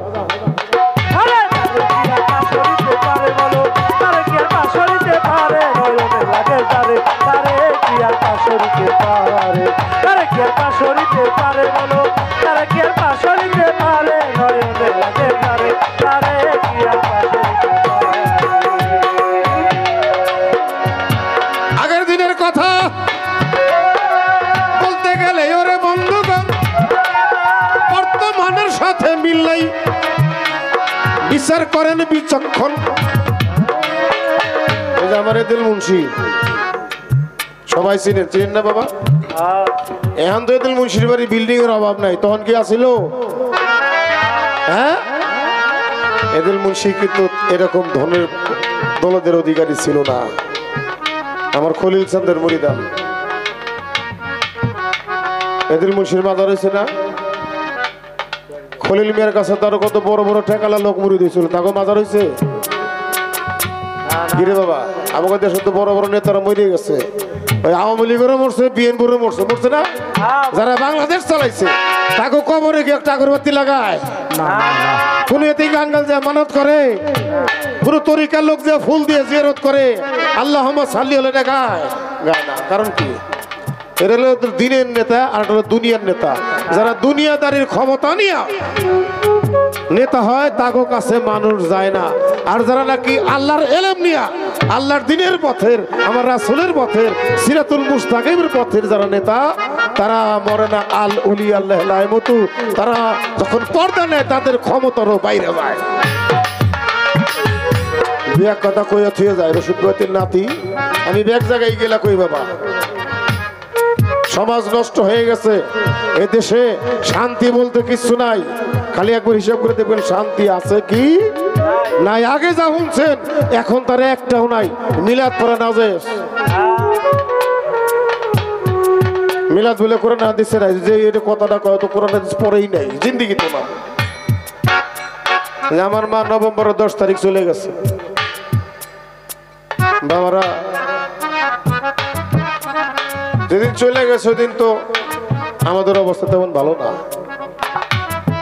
তো মাটি মঞ্জুর করলাম বা জানাজা হইলো, তো 4 দিন 5 দিনের দিন এটা ই করে না, কুলখানি করে না। তার জন্য আমাকে এলাকায় 4-5টা মসজিদ আছে, ওই মসজিদের যে ইমাম সাহেব তাগত দাওয়াত দিলাম মিলাদ পড়ার জন্য। তারা কেউ মিলাদ জানেই না, পূর্ব তো দূরের কথা জানেই না। আমার ছোট ভাই আবার কয় যারা মিলাদ জানে না ওরা ইমাম হলো কেমনে, কয় তুমি এত কথা কয় না। এখন করে ইমাম সাহেব রাম ভাই বুঝছেন, ওরা মিলাদ শরীফ জানেই না। এগুলা দিয়ে আমরা মসজিদে ইমামতি করাই। ইমাম কে হবে জানেন? হাদিস কে বলছে? আমাকে দেশে ইমাম আসে দূরের থেকে নাকি, এই দূরের থেকে কোনো ইমাম আসলে হইব না। দেখেন অনেক কথা আছে বাজান কইলে মানুষ রাখো। হাসরের দিন আল্লাহ পাক যার যার মায়ের নামে সন্তান ডাকবে কেন? বাপের না নামে ডেকে হাসরের দিন আপনারা আমার ডাকবো আমার মায়ের নামে। আল্লাহ তুমি ক্ষমা করে দাও। এখন একটা মা যদি ওই 3 জন বেটা নিয়ে পোলাপান বানায় থাকে, তাহলে বাপের নাম ধরে ডাক দিলে কেরাইব দি? মা তো একটাই, এই জন্য মার নাম ধরে ডাকে। হাসরের মাঠে মার নাম ধরে ডাকবো। আমার মার নাম হাতুমুন নেসা, কব হাতুমুন নেসার পোলাপান কেরা কেরা আছো আসো, আসরুদ্দি বাপের পোলা কেরা কেরা আছো দেখো না।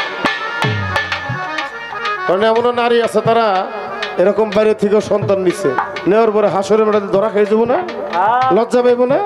কিরে বাবা পাইবনি? মাথাটা নাই রে নেয়ারে কি হয়েছে না।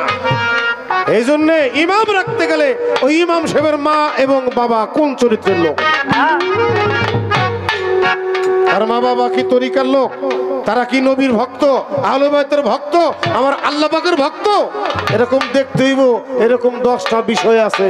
হ্যাঁ আমার দয়াল নবী এই যে কুনতুম নাবিয়া আদম বাইনা রুহে অল জাসাদ, অর্থাৎ আদম যখন দেহ মাটি কাদার থেকে আলাদা ছিল তারও 12,000 বছর পূর্বে আমার দয়াল নবুয়ত তো সেখানে নেই। কিন্তু এই দয়াল নবী উনি জন্ম নিয়ে 40 বছর বয়সে নবুয়ত প্রকাশ করছে, এর আগে করে নাই। একটা ইমাম রাখতে গেলে ওর বয়স 40 বছর হয়েছে কিনা দেখতে হইব। কোন কেসাইরা বয়সের কোন ইমাম রাখা যাবে না, কারণ কেসাইরা বলে আমার মন ও নামাজে খারাইছে, ওর মন যায় রয়েছিল যে আর এক জায়গা পার্কে। এগুলা আমরা সাবধান হয়ে যাই। এই জন্য আমি নিয়ত করছি বাড়িতে একটা জায়গা কিনছি মৌলা আলীর, ওই একটা মসজিদ গড়ে উঠামু। হ্যাঁ একটা মসজিদ গড়ে উঠাইয়া ওই নিয়ে যারা নাকি দোয়া কলমা জীবনে হিখানে ওরা নামাজ পড়বো না, ওকে নামাজ পড়ামু। আর ওই ইমাম দলে মাইসিরে যারা যা করবো তো ওরা মিলাদ পড়াবো। এটা আমার মানে মাথায় বসে, কারণ মিলাদ তো দেশ তো ওইটাই মেলা করলো নবী সালাম আলাইকা এটা কইলি পাপ। অথচ আমার মধ্যে নামাজের মধ্যে আত্মা হইতে পড়েন সালাম আছে না, আছে না? এই যে সলিহীন দেখবেন না, যে আত্মহত্যের মধ্যে সলিহীন শব্দটা আছে না বাবা? এই সলিহীন কারায় পীর মুর্শিদরা, ওরা পীর মুর্শিদের নামাজের মধ্যে সালাম দেয়, দয়াল নবীর বংশধরে দেয়, ওরা বাইরে এসে আর নামাজের লগে কথার লগে কোনো মিল নাই। ওরা কি কইলো, ওরা নিজেরা না বুঝে আইসা ওই কামগুলা করা শুরু করছে। আর এদের কাছ থেকে ভালো কিছু আশা আমরা করতে পারি না।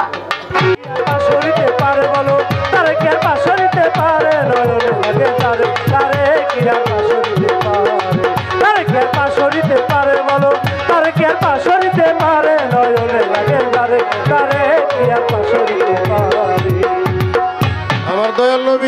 যেদিন দুনিয়া আসলেন ওইদিন বেহেশতের দরজা খুলে দিছে, সপ্ত আসমানের দরজা খুলে দিছে। সকল ফেরেশতারা দাঁড়াইয়া আমার দয়াল নবীর নামে যে ইয়া নবী সালাম আলাইকুম আমরা গাই না, তারা গাইতেছিল। আমার আল্লাহ পাক ফেরেশতা মণ্ডলী নিয়ে এখনো গায়। সূরা আহজাবের 56 নম্বর আয়াত তার প্রমাণ। যে কইব মিলাদ না জায়েজ, মিলাদ পড়া যাবে না, মিলাদ হাদিস কোরআন নাই, তাকে বিছে নামাজ পড়া নিষেধ। নামাজ পড়লে একটা নামাজও কবুল হবে না, আর ওই নামাজ আপনার হ্যান্ডকাপ দিয়ে জাহান্নামে দিয়ে দিবে।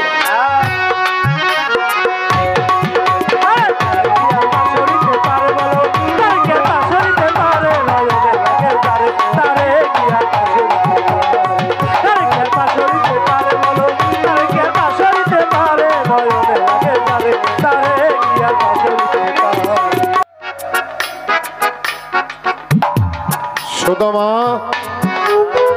শ্রীকৃষ্ণ ভগবান দুইজনের মধ্যে ছিল মোহব্বত। মোহব্বতে তৈরি হবে আখেরাতের পথ। লেকুল্লে আমার আল্লাহ বলছে, আমার রসুল বলছে, যারা আহলে বায়াতের প্রতি কোনো মোহব্বত নাই, ওই বান্দার কোনো প্রকার ইবাদত আল্লাহর দরবারে কবুল হবে না। রাখো, ওই যে আমির হামজা আছে না মৌলবী, ওই দিন ওনার একটা কথা শুনে আমার খুব ভালো লাগছে। সারা জীবন খালি উনি ওলি আল্লাহর বিরুদ্ধে, গান বাজনার বিরুদ্ধে ফতোয়া দিছে। সেদিন দেখলাম লাইভে এসে কইতেছে, কই নামাজ পড়লি জান্নাতে যাবো রে বেটা, দলিল পালাম না নে। এ রোজা রাখলে রোজা বইরে জাহান্নামে যাওয়া যাবে, এ তার কোনো প্রমাণ পালাম নেই। হ্যাঁ পালাম নেই। এরকম কয়েকটা কলামনি উল্লেখ করলো। উল্লেখ করার পরে আমি খুব খুশি হইলাম, কিন্তু একটা দলিল সে দিল না। আপনি যে প্লেনে উঠবেন, প্লেনের টিকিট করতে হয় না? জান্নাতে গেলে জান্নাতের টিকিট লাগবে না? টিকিটটা কি দেখেন, কোরআনের মধ্যে সূরা শূরা আছে 23 নম্বর আয়াত। এটা খুলে দেখবেন। আমার আল্লাহ কইতেছে, হে রাসূল বলিয়া দিন। কারে কয়? আমার দয়াল নবীরে কয়। কে কয়? আল্লাহ কয়। কি করতেছে? কয়ে দেন। কাকেও কইতে কয়, আমাকেও কয়ে দিতে কয়। বলিয়া দিন, আমি আমার সালাতের বিনিময়ে তোমাদের কাছে আমি কিছুই চাই না। এটা কে কয়? দয়াল নবী কয়, আমার সালাতের বিনিময়ে তোমার কাছে আমি কিছুই চাই না, শুধু আমার আহলে বায়াত কুবরা প্রাণিক ভালোবাসা ব্যতীত। আমার আল্লাহ কয়, দয়াল নবীরে তুমি আজকে উম্মতে মুহাম্মদের কাছে যে জিনিসটা চাইলা, আমি আল্লাহ নিজে সাক্ষী হয়ে রইলাম, যদি ওই বান্দার মধ্যে কোনো প্রকার ইবাদত না থাকে, যদি আহলে বায়াতের মুহাব্বত থাকে, আমি আল্লাহ নিজে তাদেরকে জান্নাতের মধ্যে নিজে হাত ধরে প্রবেশ করাবো। এরা দলিল পাকা দলিল না বাবা, এটা কোরআন। যদি আহলে বায়াতের মুহাব্বত থাকে, আল্লাহ নিজে তাদেরকে জান্নাতে প্রবেশ করাবে। আমরা সবাই বলি সুবহানাল্লাহ। আর তাদের কথাই একদিনও কওয়া হয় না। ওরা কইব কে? ওরা তো তাদের বিরুদ্ধে, ওরা হয়ে যাবে। ওরা যেই নামাজ আর যেই রোজা আর যেই ইবাদত করে বাজান, খালি আহলে বায়াত পীর মুর্শিদকে মানলে ওদের আগে ওলি আল্লাহ কেউ হইতে পারতো না। সবার আগে হলো আকীদা, ভিতরে বিশ্বাস, আকীদা, ঈমান। এইটা যদি মজবুত না থাকে, আমি যা ইচ্ছে তাই করলাম, ওর ফলাফল আমি পাবো না।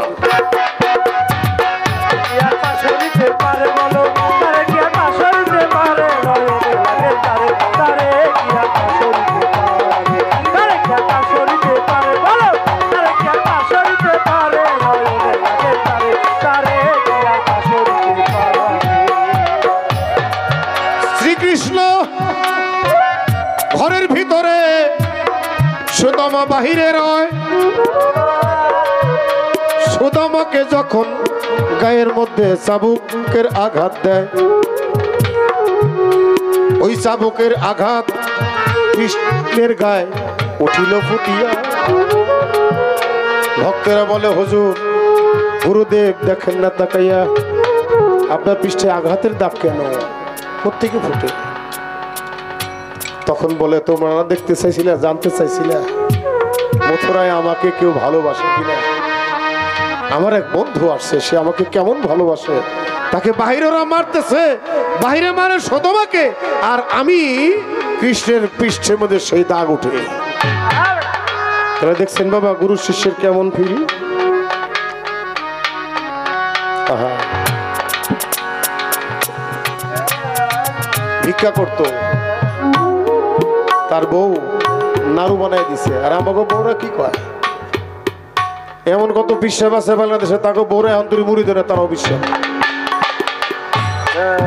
উনি বিশ্বাস কিন্তু ওনার বউ মুড়ি না, এরকম বহুত বিশ্বাস আছে। রাসূল কইছে তুমি তোমার ঘরকে আলো করো।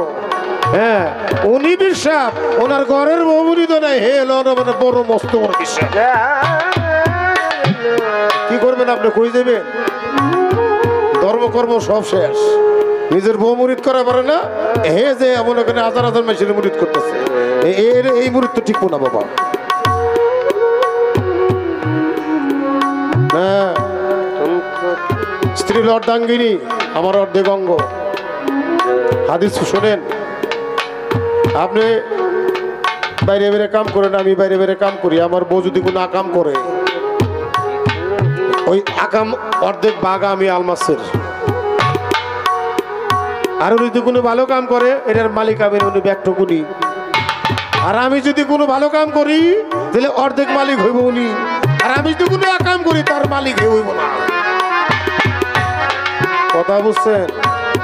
এই জন্য ঘরের বউ যদি অন্যায় করে, তার অর্ধেক পাপের ভাগী আপনি আমি হব।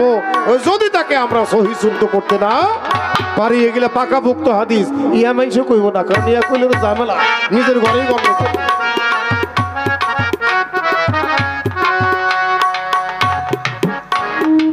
দয়ার নবী মায়ার নবী এই দুনিয়ার পরে নিজে না খাইয়া খাওয়াইছে মানুষের। এমন ভাবে দয়াল নবী, ওরে আর তো হবে না, ওরে বনের পশু নবী চিনল বাজান, আমরা চিনলাম না। আমার দয়াল নবী এই দুনিয়ার পরে সোয়া লক্ষ লোক মুরিদ করছিলেন। হাদিস কোরআন বলে। বাবারা একটা কথা বলি, রাগ হয়েন না। আমরা যারা মুরিদ হইছি, তাদের বাড়িতে যদি তার পীর মুর্শিদ একদিন না যায়, ওই পীর মুর্শিদের চরণ ধুলি ওই বাড়িতে না পড়ে, ওই বাড়িটা নাপাক থাকে। যেদিন আমার মুর্শিদ কেবলা ওই বাড়িতে যাবে, ওদিন হলো ওই বাড়িটা পাক হবে, এর আগে না পাক। আমরা অনেকে আছি পিসাবের বাড়ি আনবারছে, কিন্তু বন্ধুরা দাওয়াত দেখাই আছে না বাবা। আরে না পাকটা আরো বেশি করে না পাক করে। আমার দয়াল নবীর একজন ভক্ত ছিল, নাম হলো জাবের। তার মুর্শিদকে, তার দয়ালকে তার বাড়িতে নেবে যাইয়া হাত জোর করে বলছি, আর রাসূলুল্লাহ, আপনি যদি দয়া করে গরিবের বাড়িতে আপনার চরণ ধুলি দিতেন, তাহলে আমরা ধন্য হইতাম। আমার দয়াল নবী দাওয়াত স্বীকার করলেন, আগামী শুক্রবার তোমাদের বাড়িতে যাব। বাজান জাবের ছিল অনেক গরিব মানুষ। বাড়িতে যায় বলতেছে স্ত্রী রে, স্ত্রী না হলে জবেদা, বলতেছে জবেদা, দয়ার নবী মায়ার নবী গো দাওয়াত স্বীকার করেছে, আগামী শুক্রবার আমাদের বাড়ি আসবে, ওয়াদা করেছে।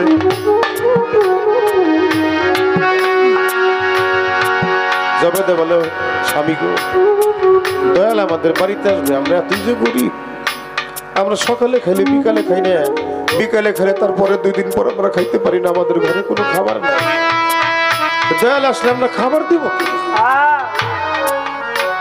দেখেন দুজনে বুদ্ধি করে, একটা হলো স্ত্রী, একটা সহধর্মিনী, আর একটা হলো অর্ধাঙ্গিনী। যে ধর্মটা করিল সেটা হলো সহধর্মিনী। স্ত্রী বলে, স্বামী গো, আমরা দিনে 1 বার খাই, 2 বার খাই, আল্লাহ তো কিছু খাওয়ায়। দয়াল যখন আসবে তাহলে আমরা 2 বেলা খাইতাম, 1 বেলা খাওয়ান আমরা বন্ধ করে দিই, কারণ 1 বেলা খাওয়ান না খাইলে আমাদের কিছু আটা রুটি জমবে। এমনি করতে করতে কিছু আটা 1 কেজি পরিমাণ বা 2 কেজি পরিমাণ আটা জমছে। স্বামীরে বলতেছে, স্বামী গো, ওগো স্বামী, আপনারে জানাই কিছু আটা রুটির ব্যবস্থা হইয়া গেছে, তাই এখন আমরা খাবার দিব কি, তরকারি দিব কি, গেল চিন্তায় যে পড়িয়া। জাবের বলে ও জবেদা লওনারে শুনিয়া কয় কি, ওই যে আমাদের একটা খাসি বরকি আছে না, আমরা জবাই করে দেব। খাসি বরকিটা জবাই করে আমার দয়ালের সেবাই দেব। আগামী শুক্রবার আয়া পড়ছে, রুটি বানাইছে। এখন ওই খাসিটা জবাই যখন করতে গেছে, জাবেরের ছিল দুইটা সন্তান। ছোট ছেলেটা খেলা করতে গেছে, বড় ছেলেটা খাসি জবাই করতে দেখছে, খাসিটারে জমির মধ্যে শোয়া যখন গলার মধ্যে ছুরি দিয়ে জবাই করছে, বড় ভাইটা দাঁড়ায় দাঁড়ায় দেখছে। আর এই খাসিটা জবাই করে এটাকে বানিয়ে যখন রান্না বান্না শুরু হয়ে গেছে, ছোট ভাই কোত্থেকে যেন আসছে, এসে বলে ভাই আমাকে বাড়িতে খাসি মুরগি আছে, ওটা খুঁজতেছে। বড় ভাই বলে ভাই রে, আমাদের বাড়িতে না সেই আখের নবী, দয়ার নবী, মায়ের নবী উনি আসবে, তো এই জন্য ওই খাসি জবাই করে তার জন্য রান্না করতেছে।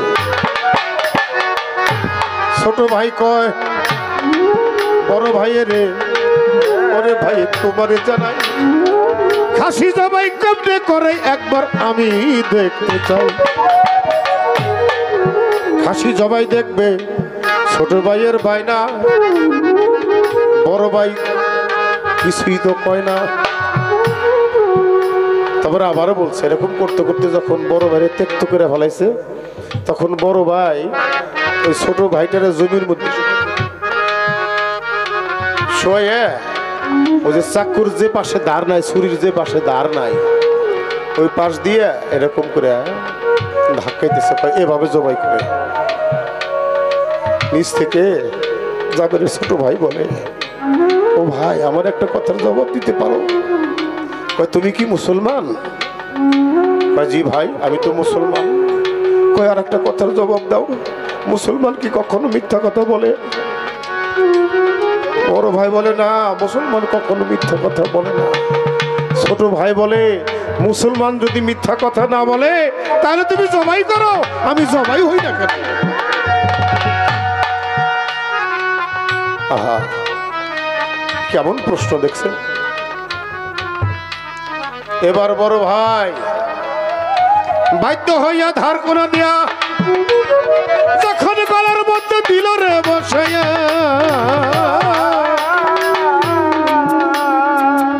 যখন ধাক্কা দিছে ওই মাথাটা গেছে শরীর থেকে আলাদা হইয়া। যখন মাথাটা আলাদা হয়ে গেছে, ধাক্কা দিছে, তখন ছোট ভাইয়ের মা বলে একটা চিৎকার দিছে। মা দৌড়ে এসে দেখে তার সন্তানকে বড় ভাই জবাই করে ছুরি হাতে নিয়ে দাঁড়ায় দিছে।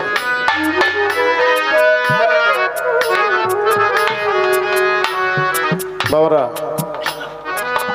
মার কলিজাটাই এমন, সন্তান তো জবাই তো দূরস্থান, সন্তান যদি মুখটা কালো হয়ে যায় তাই তো মার কলিজায় পানি থাকে না।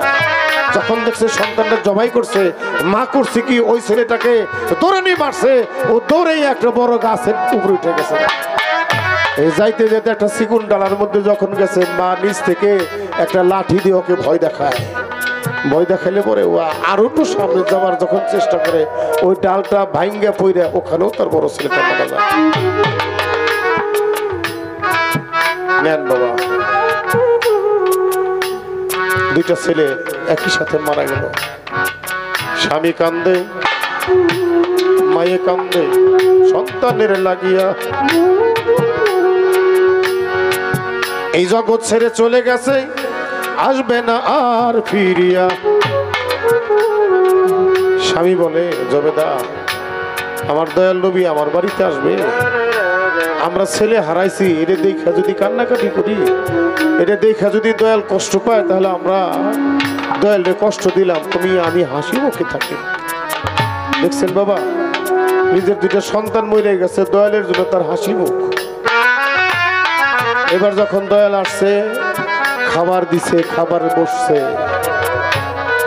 যখন মুখে খাবার তুলবে, জিব্রাইল আমিন আসছে রে চলিয়া।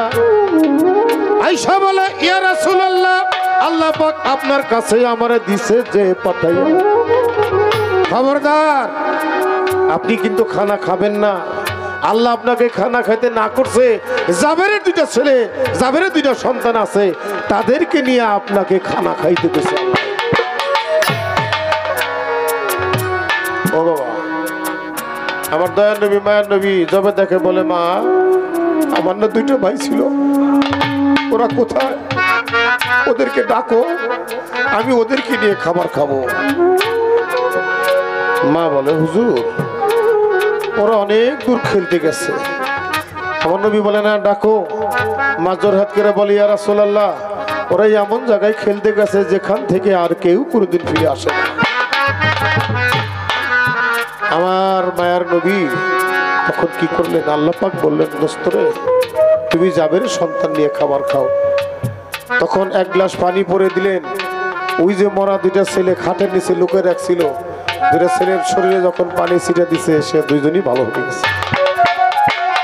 ওই যে খাসি বরকি বানাইছিল, মারছিল, ওটা হাড়গোড়ের মধ্যে ওই পানি ছড়ে দিছে, নতুন করে খাসিও জিন্দা হয়ে গেছে। তোমাদের আমরা কিরকম পারবো আমাদের সন্তান নিয়ে? পারবো না। যদি কেউ পারে তাহলে সে সফল কাম।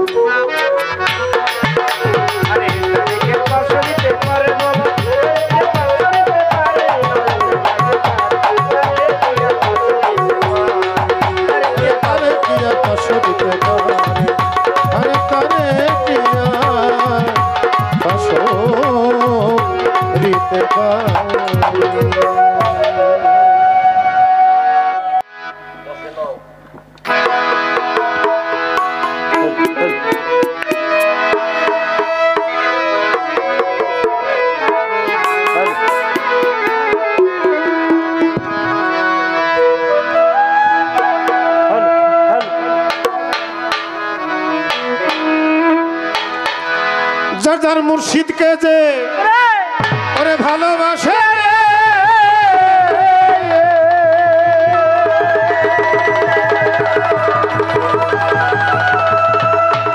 আমার খলিল চাঁদকে যে ভালোবাসে, ওরে খালেক চাঁদকে যে ভালোবাসে, তার দোষ থাকে না আগে পিছে।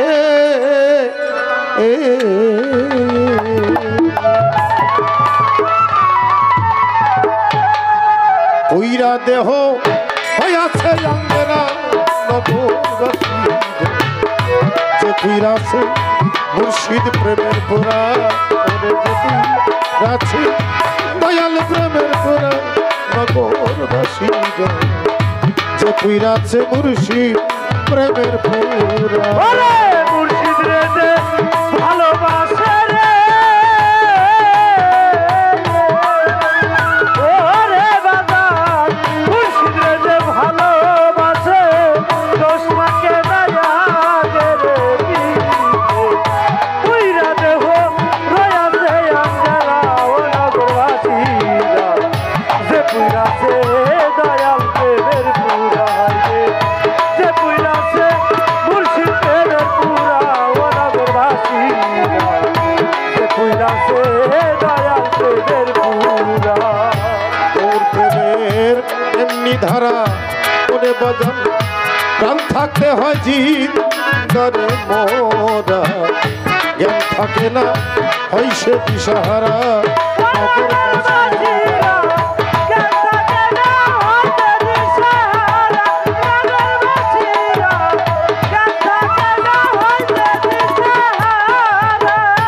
ওরে আমার মুর্শিদ প্রেমের এমনি ধারা, প্রাণ থাকতে হয় জিত করে মোরা, জ্ঞান থাকে না হয় সে দিশাহারা।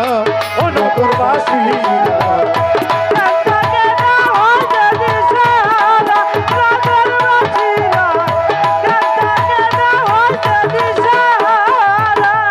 ভালো মন্দ দুইটাই সমান,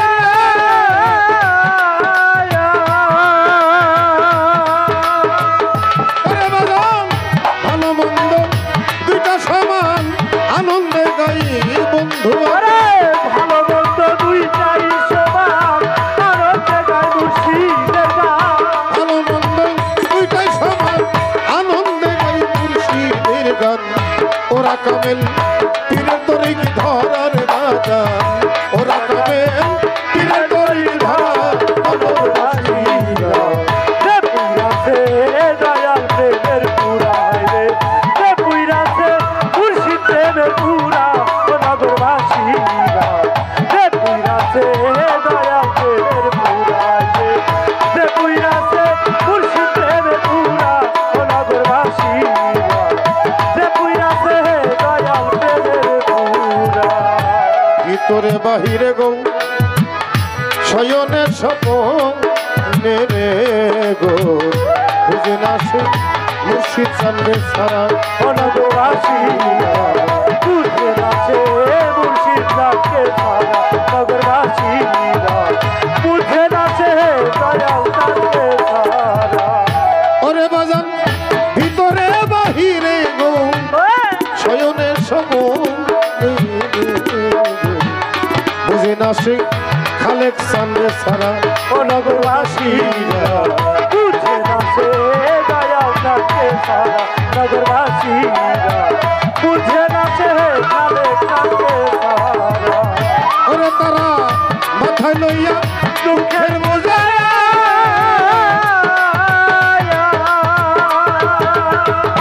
আরে পাগল মাথায় লইয়া দুঃখের বোঝা ওর কাছে গরম করে পূজা মাথায় লইয়া দুঃখের বোঝা করতাছ গৌরাঙ্গের পূজা মাথায় লইয়া দুঃখের বোঝা ওর কাছে গরম করে পূজা সামনে কইরা ভাবের মূর্তি খাড়া রে বাবা সামনে কইরা ভাবের মূর্তি খাড়া নগরবাসীরা যে পুইরাছে দয়া প্রেমের পুরা রে যে পুইরাছে মুর্শিদ প্রেমের পুরা নগরবাসীরা বুঝে নাচে দয়া প্রেমের পুরা রে যে পুইরাছে মুর্শিদ প্রেমের পুরা নগরবাসীরা যে পুইরাছে দয়া প্রেমের পুরা সদাই থাকে প্রেমানন্দে ওরে বাজার আসে যায় না ভালোর মন্দে রশি সরকার ওই ভাবের মরা নগরবাসীরা রশিদ সরকার ওইভাবে রাখে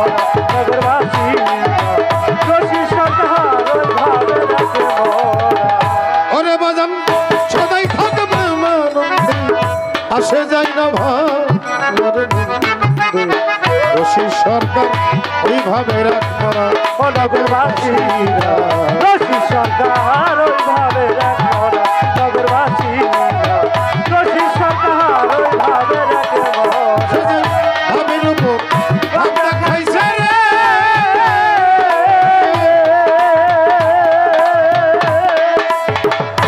ওরে বাজান ভাবের উপর ভাবটা খাইছে হঠাৎ কইরা চইলা রে ভাবের উপর ভাবনা খাইছে হঠাৎ কইরা চইলা রে গেছে ভাবের উপর ভাবটা খাইছে হঠাৎ কইরা চইলা রে গেছে তালাশ কইরা পাইতেছি না মোরে তার তার তালাশ কইরা পাইতেছি না মোরা নগরবাসীরা যে পুইরাছে দয়া প্রেমের পুরায় রে যে পুইরাছে মুর্শিদ প্রেমের পুরা নগরবাসীরা পুইরাছে দয়া প্রেমের